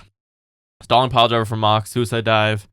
Cutthroat suplex from Switchblade, then he hits another. Mox powers through the third, and then Switchblade catches him with a flatliner, and he goes for the deadlift German. Mox counters that into the bulldog choke. Switchblade gets out, fourth cutthroat suplex into the Uranagi for 2. I thought that was a really good sequence. Big superplex from Switchblade. Mox counters a Blade Runner into a sleeper, then Switchblade counters that into a pin for near fall. Blade Runner, Mox is able to roll out of the ring. Then the finishing sequence is Switchblade rolls him back in the ring. Mox catches him in a guillotine. He changes into the bulldog choke. Switchblade gets back up. Death Rider, great near fall, but then Mox makes him pass out in the sleeper. Post match beatdown. Conglomeration come out for the save. Then Gabe Kidd's back now. Hooray! Happy to see him. Then Roddy comes down for the save, but then he gets laid out. The trios champs come down, and then Hangman sarcastically compliments Finley's boots as they leave. The Demand and the Lethal Twist come out. Lethal Twist, new ROH 6-man champs, so go Vanilla, baby. I think that also means Jay Lethal's so old he's held every ROH men's title. Where were the Bang Bang Gang on this? Every trios team. They literally said they weren't here. They weren't there. I don't know why, but I do remember they said that. And then Hangman basically issues an open challenge for Wembley. I thought this was the match of the show. I thought this terrific. Was. Although I'm thoroughly disappointed with the result. I thought White looked awesome. Yeah, disappointed the match was here. But yeah, this was a great match and a great showing for Switchblade. The crowd really into it. They actually got to a couple good near falls with Jay White, even though he's not winning. At least I knew he wasn't winning. I knew he wasn't winning. There was that hope there, so I thought the near falls were good. Well, okay, because we watched on delay, we literally got spoiled. We did, because we actually knew he wasn't winning. We did. Because when we went to go and rewind the live TV, it was right when Moxley was celebrating the win. It was like, I don't know, that made me sad. And it's even more sad because like this match was awesome. So imagine if this was the final. I agree. This would have been a killer final with another like 7 or 8 minutes. It was also weird because White went like Moxley shook Perry's hand when he won, but he didn't shake White's hand. So White looked like he went to go talk to Mox. Just ignored him. And Mox was just walking away, and then that's when the dogs attacked. Yeah, so the aftermath stuff, I don't know. What were your thoughts on that? It's just like that to was me, fine. It's just setting up the trios title match. They're saying like, hey, we have a trios division, right? And I guess everybody's involved in it. I saw Jay White post a picture of him and Hangman from this bit. Yeah. And he was like, what now? So maybe we do Bang Bang Gang? Yeah. I don't know. Great match, though. Yeah, again, the result was super disappointing, but excellent TV match. Really, really good TV match. Two top guys who we don't see against each other often. Like, I don't know if they've faced off since the initial C2. Mm-hmm. And they're two of my personal favorites, so I thought this was great. I expected it to be the main event tonight, but again, I guess it just shattered every expectation I had. Yeah. There were some really good near falls towards the end. The back and forth of this match in general is just top notch, which I think is just a mark of White's matches because he's they always say he's like such a good counter wrestler. He's always looking for a way to counter somebody, and like his offense works so well off of other people's offense, right? I think he's just so great at it. He's mastered that style. And then the post match, the open challenge for Trios House is interesting. And if we're just doing one team, I imagine that's how you get Swerve and New Day in there. Mm-hmm. Which then I'm curious what Switchblade season. Maybe he'll feud with Hangman again. I don't know. I would love Bang Bang Gang to go heel, maybe feud with Hangman and Brodito. Titles or not. I'm ready for a Gabe Kidd push too if he's back.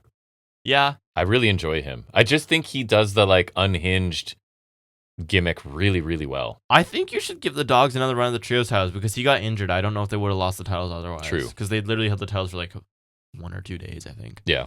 Then we get a Maya World interview. She's happy about retaining. Collision. She's going to face Willow for the world title on Collision because Willow agreed to that before she was champion. It's like as soon as they say blah, blah, blah, Collision, it's like someone takes that Men in Black thing and just wipes my memory of the...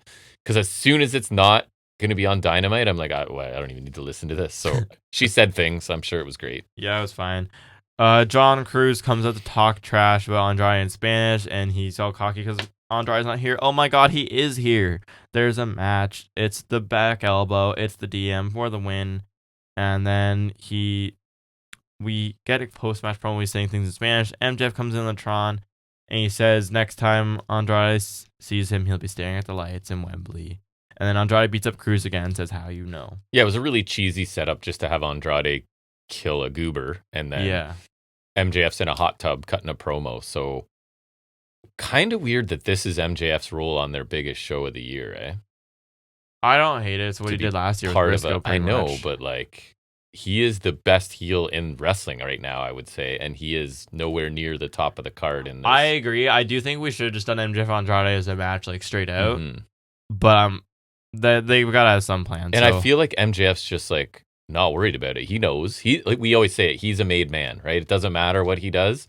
They can reheat him anytime they want. And he's got the real world champion arc to do. So. Give that guy a microphone for a couple minutes on any show and he'll work to wherever he needs to be. Yeah. You know what I mean? Like he'll be fine. Yep.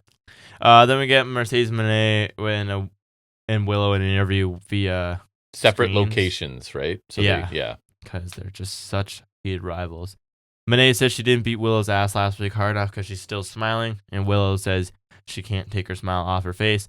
Willow says she's smiling because she has the fans, and they hate Moné because she has everything a star should have, but Willow's never been anyone's prototype, and the fans know her, and no amount of star power can win that fan connection or the title. It's the MJF problem. The fans don't connect with you, and it bothers you. Yeah. Moné says Willow smiled over her when she got injured, and she's been smiling in her way every accolade she's had, right?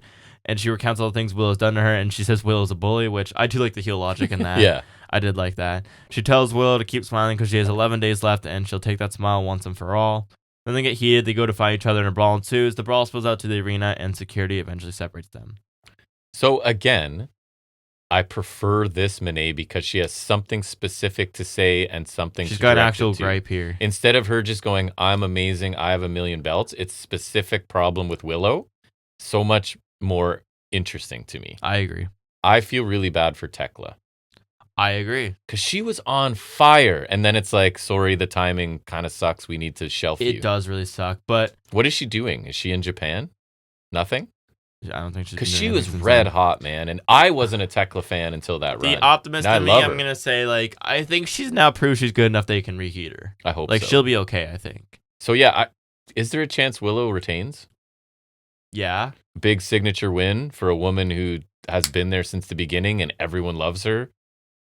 However, we're already going to get the babyface Ospreay win, so we don't need this one. And it's like, how long can you do the Moné can't get the title for? I'm okay with Moné not winning titles because she had like 27 also at a time. Okay with it. And I don't even care about that. I do think it makes sense for Moné to win the title here, just not this case because Willow just won the title, and I think Willow really deserves a good title run. Yes, I agree. So, I don't know. This one I'm going to be, I think, I haven't really decided yet. I'm like 60-40 Moné. You know what? That's fair. If I were to lean one way, I probably would be Moné. Just because it's Moné, not for any like, just because it's like, it's her. So she's yeah. I'm not that she has creative control or anything, I don't think, but like they've invested heavily in her. Yes, and I do think she deserves the title too. Yeah. I just would love a lengthy run for Willow because she's great. That's my thing. Yeah. So, I don't know. Maybe we wait. Yeah. But this is one I'm definitely going to be deciding on last minute, I think. We get a quick Swerve promo, and basically Nana's just like saying that asking if they heard Hangman correctly, because Swerve tells Hangman, if you say anybody, you better mean it. So I'm really excited. So at this point, they had a week of everyone saying it's New Day, it's New Day, it's New Day. They did nothing to like deter us from that, so it has to be New Day. Yeah. Because they're not going to mess around. Like, you can't have your fan base assuming it's New Day and feeling a certain way about it and then not give it to them, right? So I think at this point, like, it's a guarantee. I know. I'm super excited. Yeah, me too. Then I'm not. I don't know what their connection's going to be. They're black. I know, but I'm hoping AEW could do better than that. I hope so. Or honestly, you could just say Swerve was scouting people to get a trio, and there's this hot tag team on the I market. heard somebody say we're going to get Ashante Theodonis and Top Dollar. Yeah, that's who it's going to be.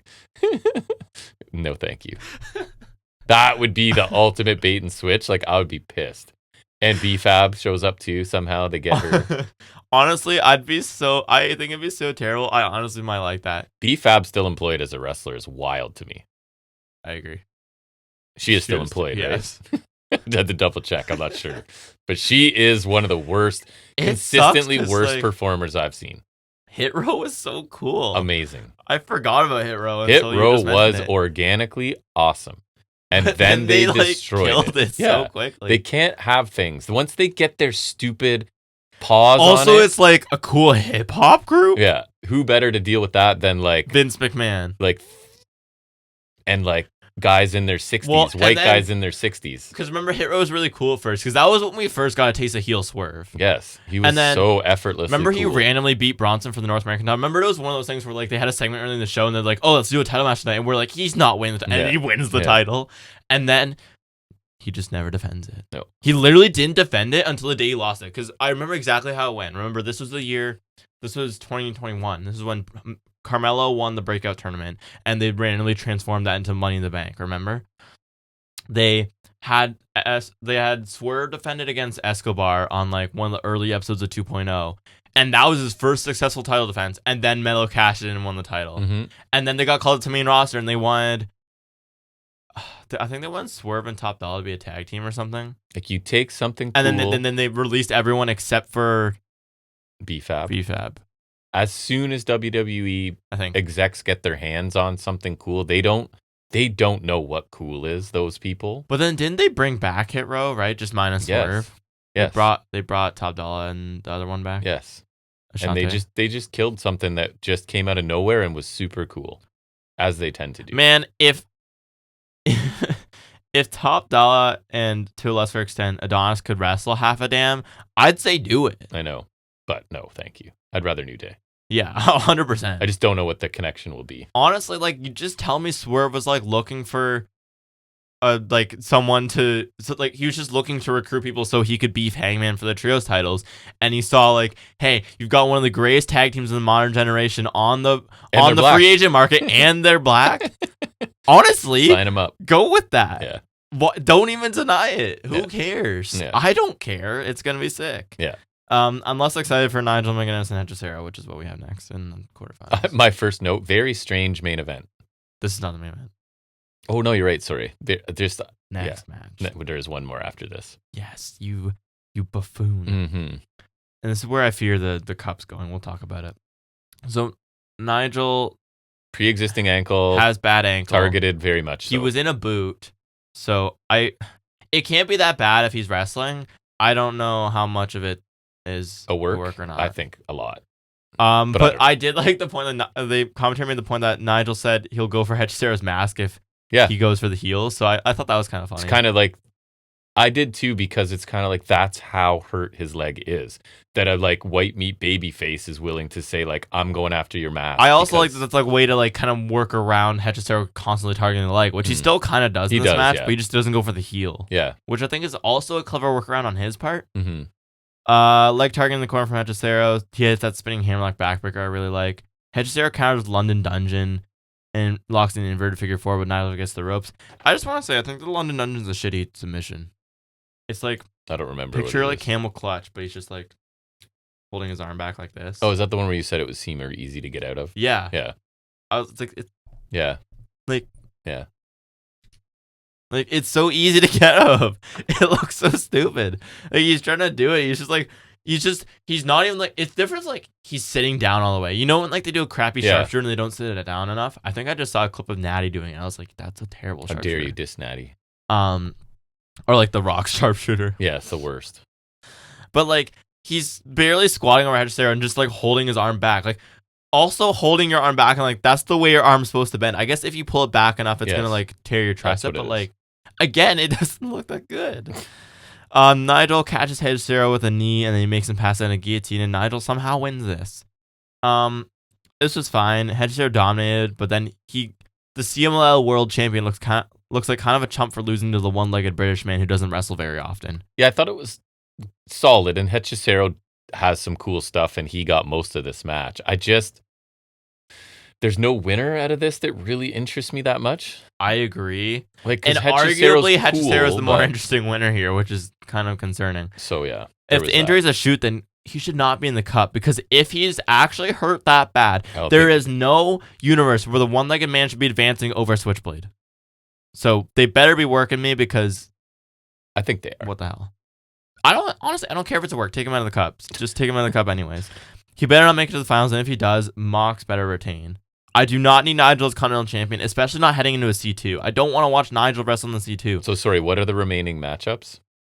For the quarters, it's Claudio and Garcia now, and Cassidy and somebody. So, it's not going to be Claudio. Cassidy and O'Reilly. It's not going to be any of those four, right? Yeah. So, I saw someone float this idea out, and I like it because it's the only way I'll be happy. You do the Nigel Mox finals. Nigel can have a retirement in Wembley. Maybe. Please. Because I don't want him being champion, and I sure as hell don't want him in the C2. Because then we have to watch him on week. Because I will watch the whole C2 again. I liked doing that last year, actually. But they've had a really good run of, like, the C2 field being really good.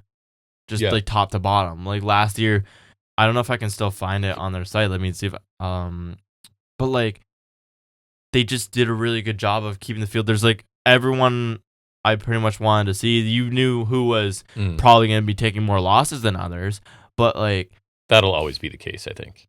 It was still entertaining to watch, and there's so many good matches everywhere you looked, right? Yeah. And with Nigel, it's like, then there's guaranteed to be some matches where I don't. He's fine. Care. He's not bad. He's just an old dude. I just don't care. I know. And he's not, like, he's never bad. Anytime I've watched him, like, he's not bad considering how much he doesn't wrestle anymore or how long he was out of the game. But not bad on a roster full of awesome wrestlers is not. Yeah, not bad on the AEW roster. I don't have time for you. Yeah.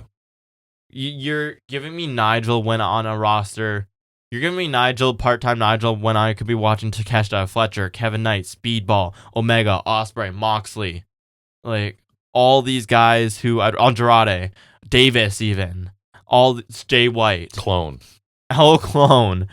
Like, honestly, even on a good day, Brian Cage or Doyle. Like, all these guys. You got Hangman. I could just keep going. O'Reilly. You know what I mean? Bandito. I'm going to stop. There's all these guys I'd just rather watch. I don't want him to be Nigel. Honestly, I groaned about him being in the cup in the first place, let alone going all the way. Yeah. And I liked Nigel back in the TNA days. He was good. Really good. Yeah. Then we get a quick Darby promo. He basically just says he sees potential in Night like he sees potential in Sting's son. Foreshadow for a cameo.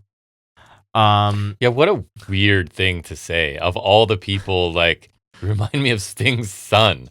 Like that was really forced to get that in there.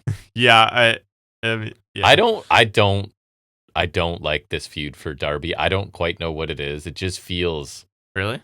It just feels like it's a busy work thing for him because I don't know. It's something about it isn't sitting right with me. It's a big step back from being the champion of the company. Yeah, but and he was gonna take a step back, and to me it makes sense because it's feel the heat of this one. I don't know. I feel like there's some heat there, and honestly, just for me, it's we're gonna elevate Knight unless he. Actually, even if he loses, he'll be fine. Yeah, I don't know. This feud isn't interesting me very much, to be honest. There's something about it that's weird. Then we get to hear from Kevin Knight. He takes the mic from Shivani and tells him to leave. He says Darby seems to have an outdated version of who he is, and he's a grown-ass man now, and he's the greatest TNT champion of all time. And he calls Darby out. Darby comes out, and Knight orders Darby to prove he has nothing on him, which is fair considering there's been exploding backpacks and everything. Darby does so, and he makes his way down. Then he gets attacked by Pyro, which looks 10 times better than the exploding barbed wire death match. And commentary are funny because they're like, Whoa. Do you think Kevin Knight, like the Callis family, had something? Maybe, bud. Like, nope. I was like, come on, dude. Like, just let us know. We assume that. Darby stumbles on the ramp, and Knight. I like when he did this to Omega. He just like jumps and hits him with the belt. Mm-hmm. I love the way he just like. It's also partially a kudos to the camera work. I just love when it looks like he's just like flying in with the belt shot. Then we get a chair assisted coast to coast. That reminds me, I saw a clip from the Andretti Leo Rush match because it was one of those fight without honor. Andretti's like seated in the corner, right? And Rush throws a chair at him, and somehow like it hits him and then just lands in the corner where like it just stays in front of his face. Nice. I don't know how. Perfect. It was like I saw someone saying like it's the ghost of Sabu because Rush had a Sabu inspired gear. Oh, did he? Yeah. Is he still doing the little demon thing? Yeah, cool. Then we see Darby backstage being loaded up, and guess what? Sting Jr.'s there. I'm calling him Sting Jr. Does he ever look like Sting? He does. Really does. He really does. I've heard he's been progressing. No nepotism there. He's made it on his own. Yeah. Did it all on his own, guys. Maybe he'll be good, but hey, he's just another nympho baby. It's fine. Yet another nympho baby. Oh. We're going to add that to the bingo card pretty soon. Amazing. Knight tells Sting Jr. to stay at the crossfire. This was a solid bit to get Knight an attack on Darby, I think. It was a unique way to do it. And again, it was a pretty good looking explosion. I wonder if Darby's going to have an already tender face next week. Yes. Already tender face. Add that on the check that mark off the bingo. I just thought the surprise pyro bit was a bit cheesy. I don't know. I like it. We don't usually see that. This feud, I don't know. There's something missing for me. I can tell. Yeah. Then we got our main event, which is the Elite against the Don Callis family, which is Clone, Davis, Doyle. And then we got Ospreay confronting Omega before he goes out, but since the music's playing, we don't hear a lot of it. Mm-hmm. But we'll follow up on it. Clone does cool things. He does. I have missed Clone. I do really like seeing him back. I'm really happy. That one where he like is slowly Matrix whatever, and then he just like does a kick out of it is cool. I think we get that in a bit. We do. We get Davis and Doyle launching Clone into a codebreaker on Nick. That was cool. Omega hot tag, then Stereo dives from all members of the Elite, then Stereo suicide dives. Yeah, so Omega with the Guitar Crusher, but Clone does a handspring out of it, and then Pele.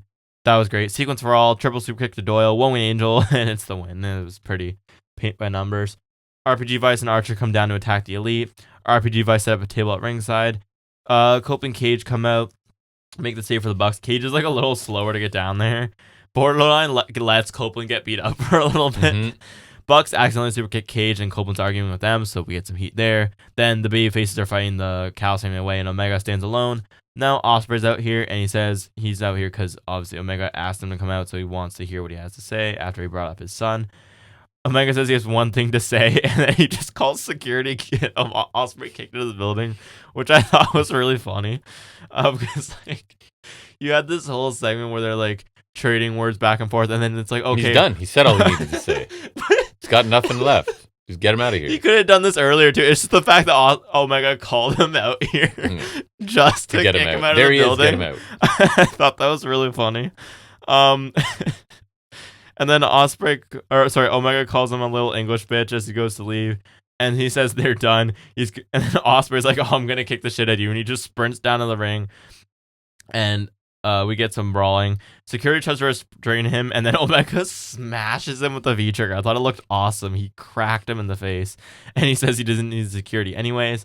And he says he has one last thing to teach. And he drags Ospreay to the apron. And he tells Ospreay to take one last look at the towel. And then a beautiful one-winged angel off the apron through the table. And you kind of said it to me in the moment. It was like, it was safe enough to like not be problematic, but it looked good enough to be like effective. So it was the perfect sweet spot of like effective and safe. And it's the final Omegas emerged from the cocoon as a heel. Like I just drove your boy through a table for no reason, right? So. Pretty formulaic match. The babyface were never in danger, but it was clearly to get the angle here. Yeah, it was entertaining, but nothing special, right? Yeah. I thought the stuff with Copeland Christian, the Bucks was a nice little bit to get them going as well. And Ospreay and Omega is clearly the meat and potatoes of this here, right? I thought this was a good follow-up from the great segment before. I liked having another bit with them here. Not necessary, but really helped, I think. And I loved Omega being more of a maniacal heel here. Like, if earlier he was like the smug antagonist, this was him like kind of snapping a bit and going. He was back to a bit of like, because I remember seeing clips of him like embrace this kind of manic, not necessarily a cycle, but like a little bit unhinged version of Omega in New Japan.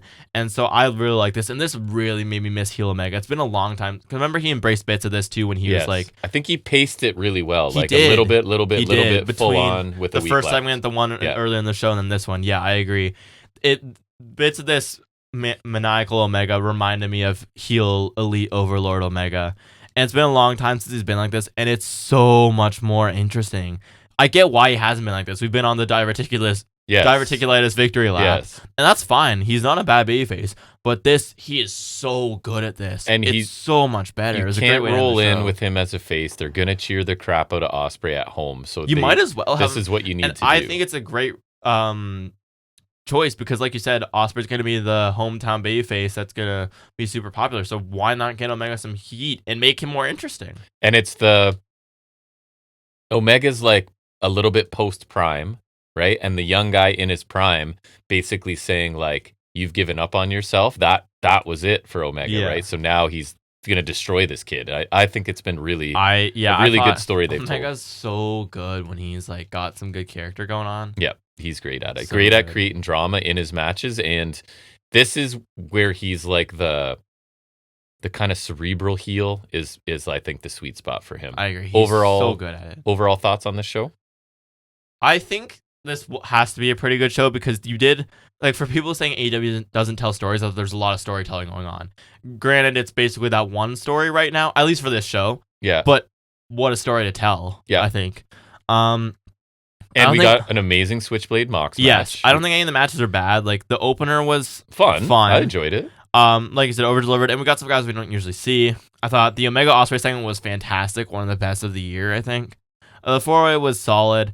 I thought, Switchblade Moxley was probably maybe a sleeper pick for TV match of the year so far. I thought it was a really good match, despite the disappointing result. But, result aside, the match was fantastic. Mercedes and Will, I thought their bit was actually really good for how short it was. Nigel Hechicero was there. I thought the Light Darby bit was solid.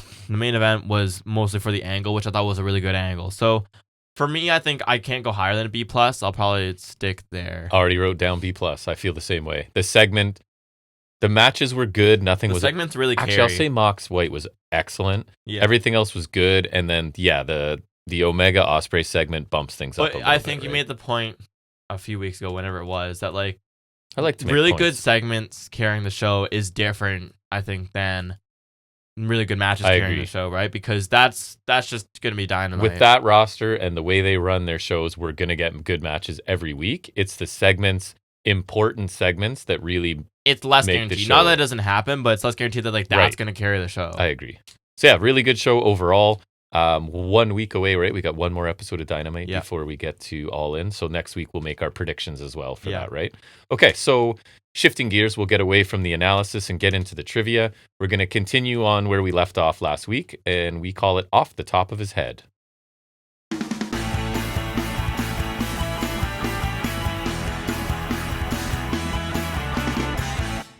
All right, so last week we did, the first 2 takeovers, I think it was? I think one of them was Arrival. So we're going to carry on with the NXT Takeover trivia. However, the site I got it from, which is Fun Trivia, they did NXT Takeover 2 as its own, the Fatal 4-Way. Is that what it was? I think. Anyways. And then the next one, they combined the next few, which was Our Evolution, Rival, Unstoppable, and 6. So I think we're set up correctly here. So starting out with NXT Takeover 2 Fatal 4-Way. You ready? Sorry, I'm just looking. Yeah, it's Takeover, then Fatal 4-Way, Our Evolution, Rival, Unstoppable. Then we go to Brooklyn and all the... Yeah, so they've combined a bunch here. So this first 10 questions, I think it is, are just on Fatal 4-Way, Takeover 2. Which of the following 3 hosted the 30-minute pre-show panel?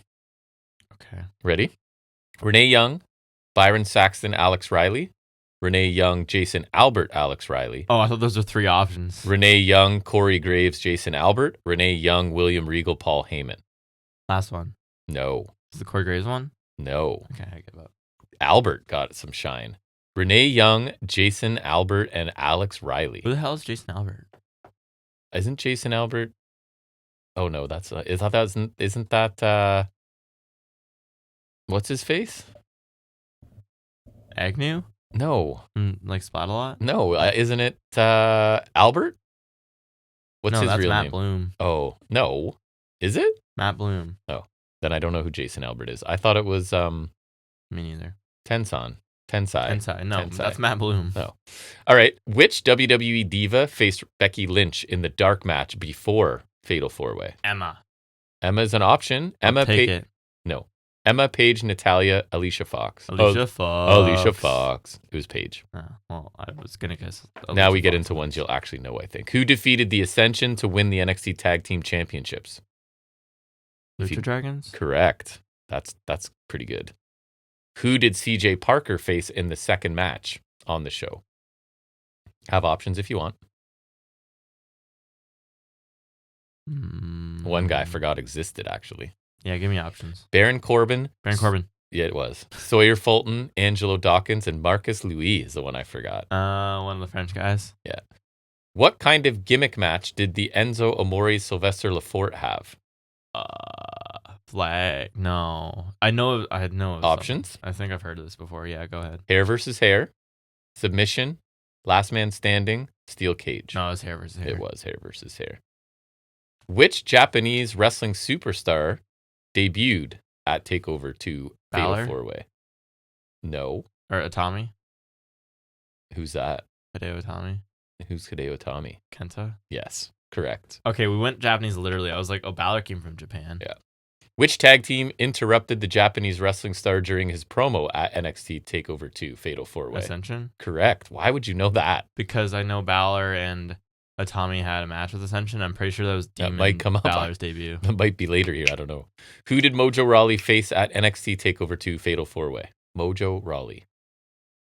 Give me options. Oh my God, you're going to get it. Bull Webster, Bull Adams, Bull Smith, Bull Dempsey. Bull Dempsey. Yes. Bull.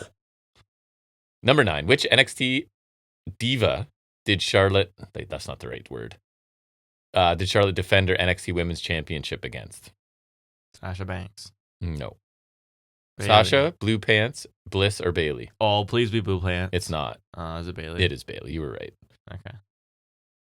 Which 3 wrestlers did Adrian Neville defend his NXT championship against in a Fatal 4-Way at Fatal 4-Way? Tyler Breeze. Correct. Sami Zayn. Correct. Tyson Kidd. Correct. Nailed it. Wow. Okay, so we're moving on to the next one, which again is a mixture of TakeOver 3, Our Evolution, TakeOver 4, Rival, TakeOver 5, Unstoppable, and TakeOver 6, which I guess didn't get a name. That was Brooklyn. That was the first one where they went at a Full Sail. This one I knew. Which NXT superstar announced his retirement from wrestling at TakeOver 3, Our Evolution? William Regal. No. Tyson Kidd. No. You don't know this one? Mark Henry. No, it's a commentator who was a wrestler in NXT. Graves? Yeah. Oh, that makes sense. Which former holder of the Ring of Honor World Heavyweight Championship made his NXT debut? Kevin Steen. Correct. Which former holder of the IWGP Junior Heavyweight Championship made his in-ring debut when he tagged with Hideo Itami? Prince Devitt. Correct. They even have that name correct. Who defeated Adrian Neville to win the NXT Championship at TakeOver 3, Our Evolution? El Generico. Correct. Sami Zayn. Who won the NXT Women's Championship at TakeOver 4, Rival? Sasha Banks. Wow, you know a lot of stuff. Who won the NXT Championship by referee stoppage at TakeOver 4, Rival? Kevin Steen wins. Correct. Which ECW wrestler did Baron Corbin face at NXT TakeOver 5, Unstoppable? Rhino. Correct. Why do you know all Because these? they teamed in the Dusty Cup. Which tag team did Blake and Murphy defend their NXT Tag Team Championships at NXT TakeOver 5, Unstoppable? Was it Vaudevillains? It was not. They were an option. Was Enzo and Cass? It was Enzo and Cass. Soon to be reunited, possibly, Enzo and Cass. I don't know that's happening now. Yeah, now it just seems like been a while now. Big Cass healed run. Which former holder of the TNA World Heavyweight Championship made his NXT debut at TakeOver 5, Unstoppable? Samoan Joseph. Correct. Which city in New York hosted NXT TakeOver 6? Oh, that's why they assassinated. Well, I already said Brooklyn. You did. Brooklyn hosted for like the next 4 years. Which WWE Diva Hall of Famer was one of the co-hosts for TakeOver 6 pre-show? Diva Hall of Famer. Give me options. Trish Stratus, Wendy Richter, Medusa, Lita. Lita. Correct. It was not Wendy Richter, I'll tell you that much. I forgot this entirely, but you'll remember. Which Japanese wrestling legend did Tyler Breeze face at TakeOver 6? Liger. Correct. I did not know that. I remember that. Who defeated Blake and Murphy to win the tag championships at TakeOver 6? Vaudevillains. Yes. Because we reviewed TakeOver Brooklyn once. Remember? I think that was the one time Nate was on here for some reason. Oh, he made a guest appearance, did he? Yeah. I forgot about that too. Which NXT diva won the NXT Women's Championship at TakeOver 6? Bailey. Correct. Last one. What kind of gimmick match did Balor and Owens have at TakeOver 6? Ladder match. Correct. All right, so we got into the takeovers where you know them all, right? We're gonna be rolling from getting here into out. If they still do more, I'm not sure. I'll have to look it up, but we may continue the theme if we can I'm next sure week. You could figure it out too. Remember, I used to generate my own trivia every week. That's That was crazy. Those are tough times. But anyways, back to talking about wrestling. We'll gloss over a couple Raw points before we quickly recap NXT. We call it Highspots and Restholds.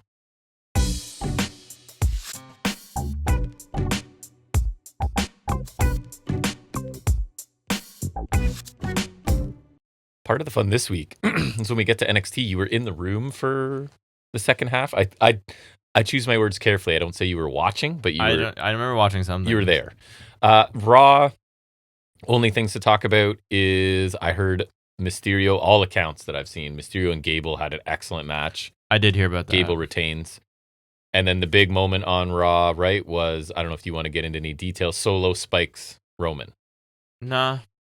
So I don't care. I've been seeing that this is, you know how you always say this is like not anything new, that it's exactly the same as swap in Zayn for Solo and, or sorry. Knight for Jay. Yeah. Yeah, that makes sense. So it's basically, they're just doing Pretty that much, again, dude, right? Like, or no, even but like with they said with a fraction of the time. Knight as Kevin Owens. Oh, yes, sorry, yes. Because he was involved in that too. Yes. So I think it was well executed because I did watch some of it. Is it fresh? Of course not. They are just rehashing the same story, but doing it well. And I guess. And one thing I'm happy about is they're not killing Solo for getting over on his own so far.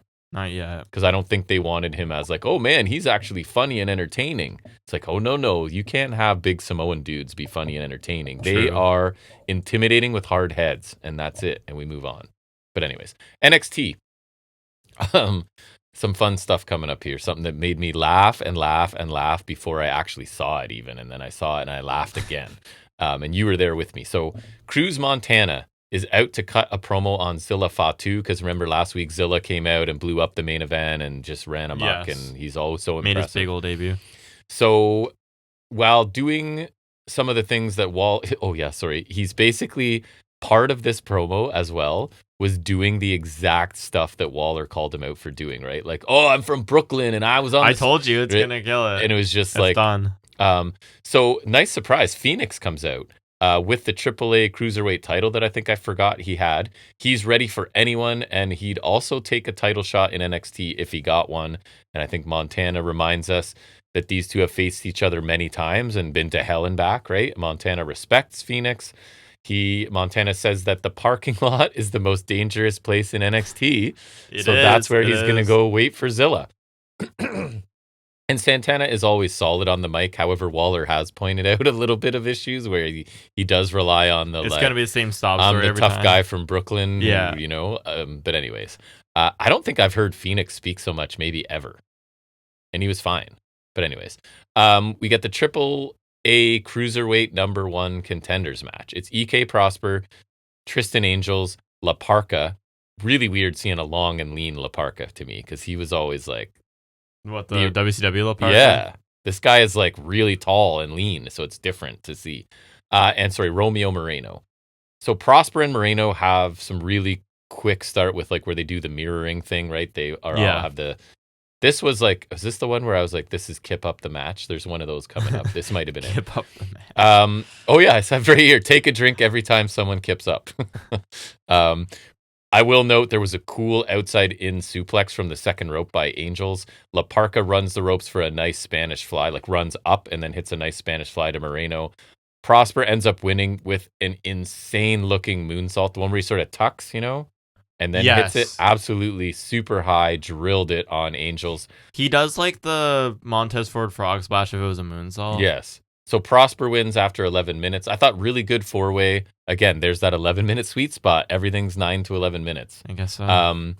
3 of the younger talents in NXT that I think are really good. Moreno and Prosper are like super high energy, high flying. And then Angels is a little different, working the heel style, right? Kind of keeping things grounded a little more than the other guys. So he's kind of interesting too.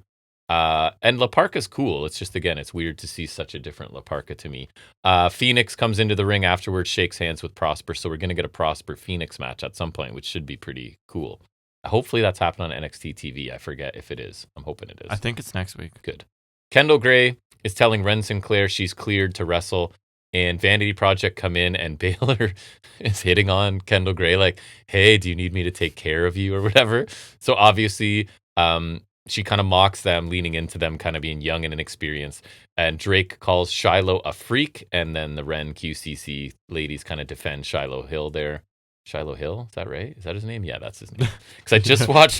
We were just watching Superbad with Jonah Hill, so I got like, oh man. Okay, yeah, okay, I'll allow it.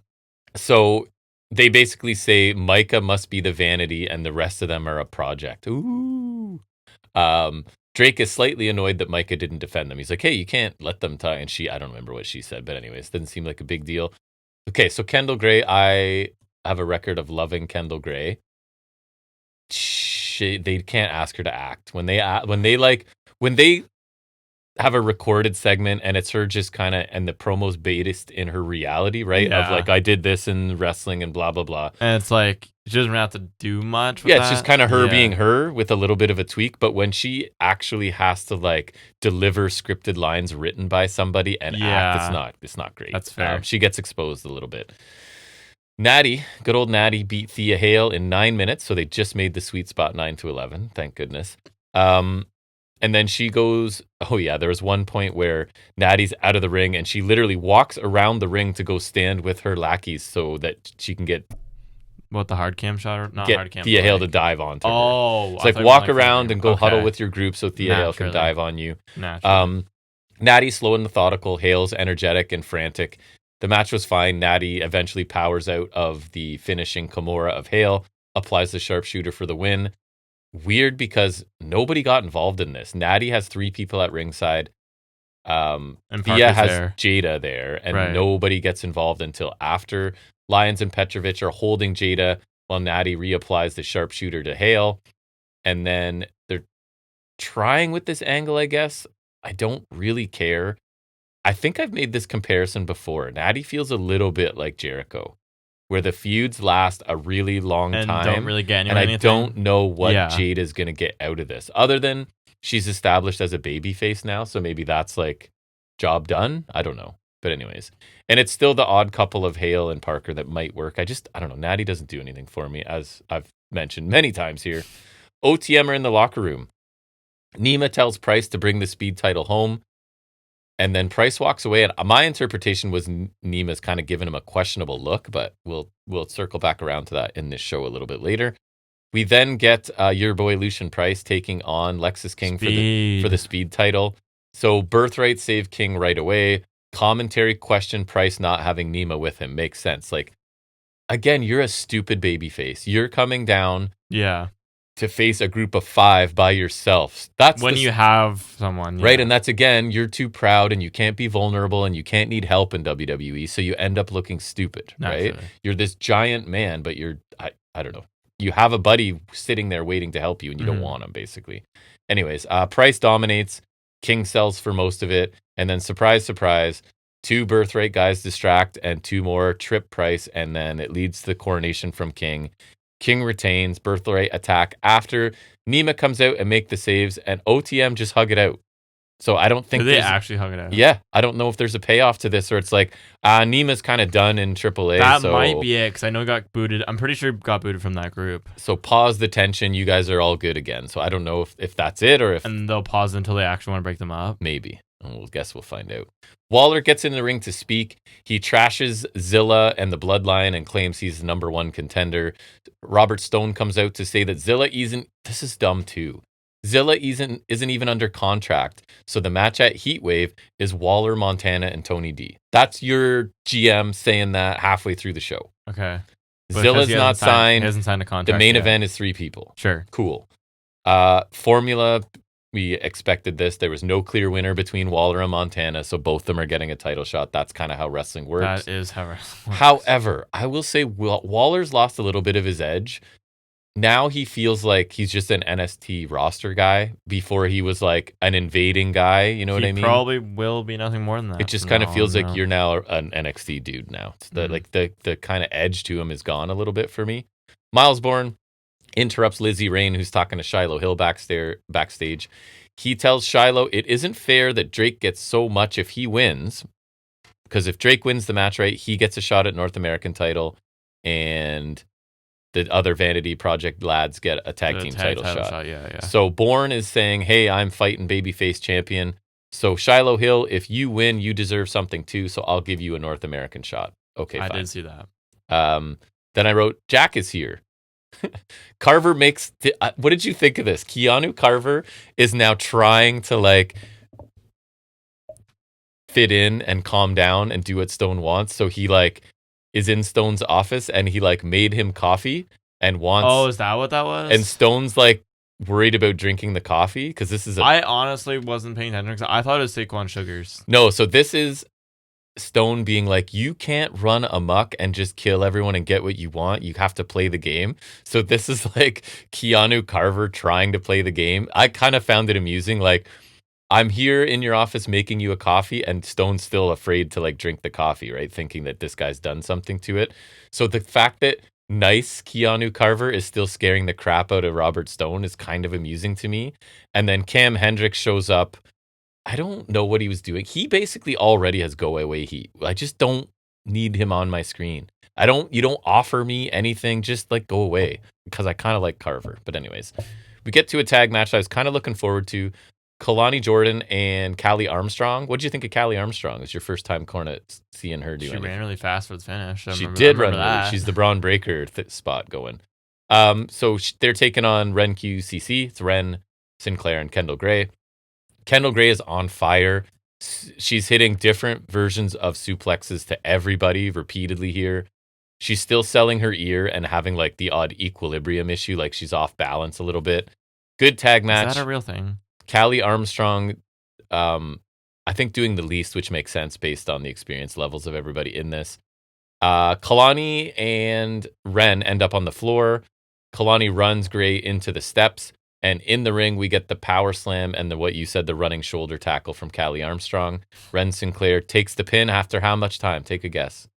9 minutes. 11. They got the long end of that stick. So the heels get a meaningless win, but it gives Callie Armstrong something to talk about, right? Like she pinned a champion, the speed champion, but nonetheless pinned a champion here. So I imagine she's going to crow about that for weeks on end. She's impressive looking, right? Like she's a big, strong looking woman. I can see why they would like her. And she's got kinda a bit like of Last attitude. Legend, but like with more. Yeah. Then we get Dion Lennox and a Saquon Sugar split screen conversation. Sugars argues that I did not like this. From what I saw. Without the other guys, Lennox can't touch Sugars. Lennox says that Sugars will stay in the shadows. He needs to attack them with a bat since he can't take an L like a man. Sugars suggests a cage. Lennox suggests weapons too. Both are sure they'll win. Sugars uses catchphrase. Lennox steals it, uses it for himself. Man, this is the feud ender, right? Which should have already ended. And the last match we got with them on TV, I thought sucked. So these guys better find some more passion and energy than the last match. The interaction was okay. You weren't a fan, obviously. No. Well, like, I don't know. I can't take them seriously. I mean, not that I would take Darcy seriously anyways, but I can't take him seriously as like a menacing heel. He's just like, don't come at me, bruh. They're really and not. He's like, and he said like, I think last thing he said was, I'm out, bruh. Yeah. I'm like, what a joke. Yeah. So maybe the stipulation with the cage and the weapons will help things, but this is another match I don't really need because the last one between these two was boring. Yeah. Jackson Drake takes on Shiloh Hill. If Drake wins, again, he gets North American title shot, and the other two get a tag title shot at Heatwave. So it's kind of like you know who's going to win because it's like half the Heatwave card is contingent on this match. outcome. Yeah, that's fair. I mean, well, I guess if Hill wins, you have one less match. Yes. Baylor and Smokes attack Hill on the floor. The ref is distracted. Drake in control for a while because of this. Drake logically hits stuff that would bother Hill's already tender face because Hill's recently recovering from a broken jaw, basically, right? Commentary referred to the fog as Hill fired. So this is starting to annoy me, right? This talk of, oh, the fog's rolling in. Like, what? When Hill says it, it's one thing. But when commentary are trying to suggest they are in tune with the fog rolling in, stupid. The rest of Vanity Project are sent to the back finally. It looks like Shiloh Hill might get the win, but Naraku shows up from under the ring, hits Shiloh Hill with the mist. Drake hits his 450 for the win. So we've determined, I guess, Naraku's going into business with Shiloh Hill for some reason, and everything else, those other two matches are going to happen. Solid main event between two young guys with some actual stakes attached, right? Vanity Project and their shenanigans are old school heel stuff. I really like it. I felt like Drake had to win since, again, there's two matches at Heatwave that I was pretty sure we were going to get. Yeah. And then Naraku Hill, I don't imagine caring about that one too much, but I guess we'll see. So then we get the part I was hoping to get to here. But first, Robert Stone's talking to Zarya. Callie Armstrong interrupts. Callie wants a speed title shot because she just pinned Ren Sinclair. Makes sense. Zarya says, thank you, Zarya. There will no longer be a speed title after Heatwave. So she's the first one saying the speed one's the one that's going to be gone, which we all assumed, but it's nice to have confirmation because get that title out of here. Callie points out that she only needed one shot to beat Ren, while Zarya needed 2 shots and interference to win. Stone makes a match between Callie and Zarya, and if Callie can win, she gets added to the match at Heatwave. So I guess we'll get that next week, which I don't know how that's going to go because I don't think we need Callie in that match. It seems like they're kind of just stapling her on, but anyways, we'll see. So then the big moment comes. Robert Stone calls out Zilla Fatu. So this, giant free agent, part of the bloodline that we're getting, he's going to come out and cut his first promo and say something really important to all of us. And as you said, I wrote it down, quote, his theme is chant bait. So go ahead and explain. Yeah, it starts with like Zilla or something, and then the rest of it's like generic as hell. So I have his theme is chant bait. As Jack points out, the crowd did not take the bait. They were not chanting. Not yet, at least. They're going to get on it pretty quick. I have a feeling. So Tony D is watching from a distance, and Zilla gets his intensity wire riled up to tell us that he is not, do not think he is, because he is not another Nympho baby. And my God, I saw headlines that he said this, and I laughed when I saw it. I'm laughing now. Like, it's a botch. And the timing of it, right? To be your first promo with a company, you've been hyped up as immediately dropped into the main event scene. And instead of saying Nepo baby, you say Nympho baby. And I think it broke the internet, basically. So botched the important line of this, made me laugh really hard.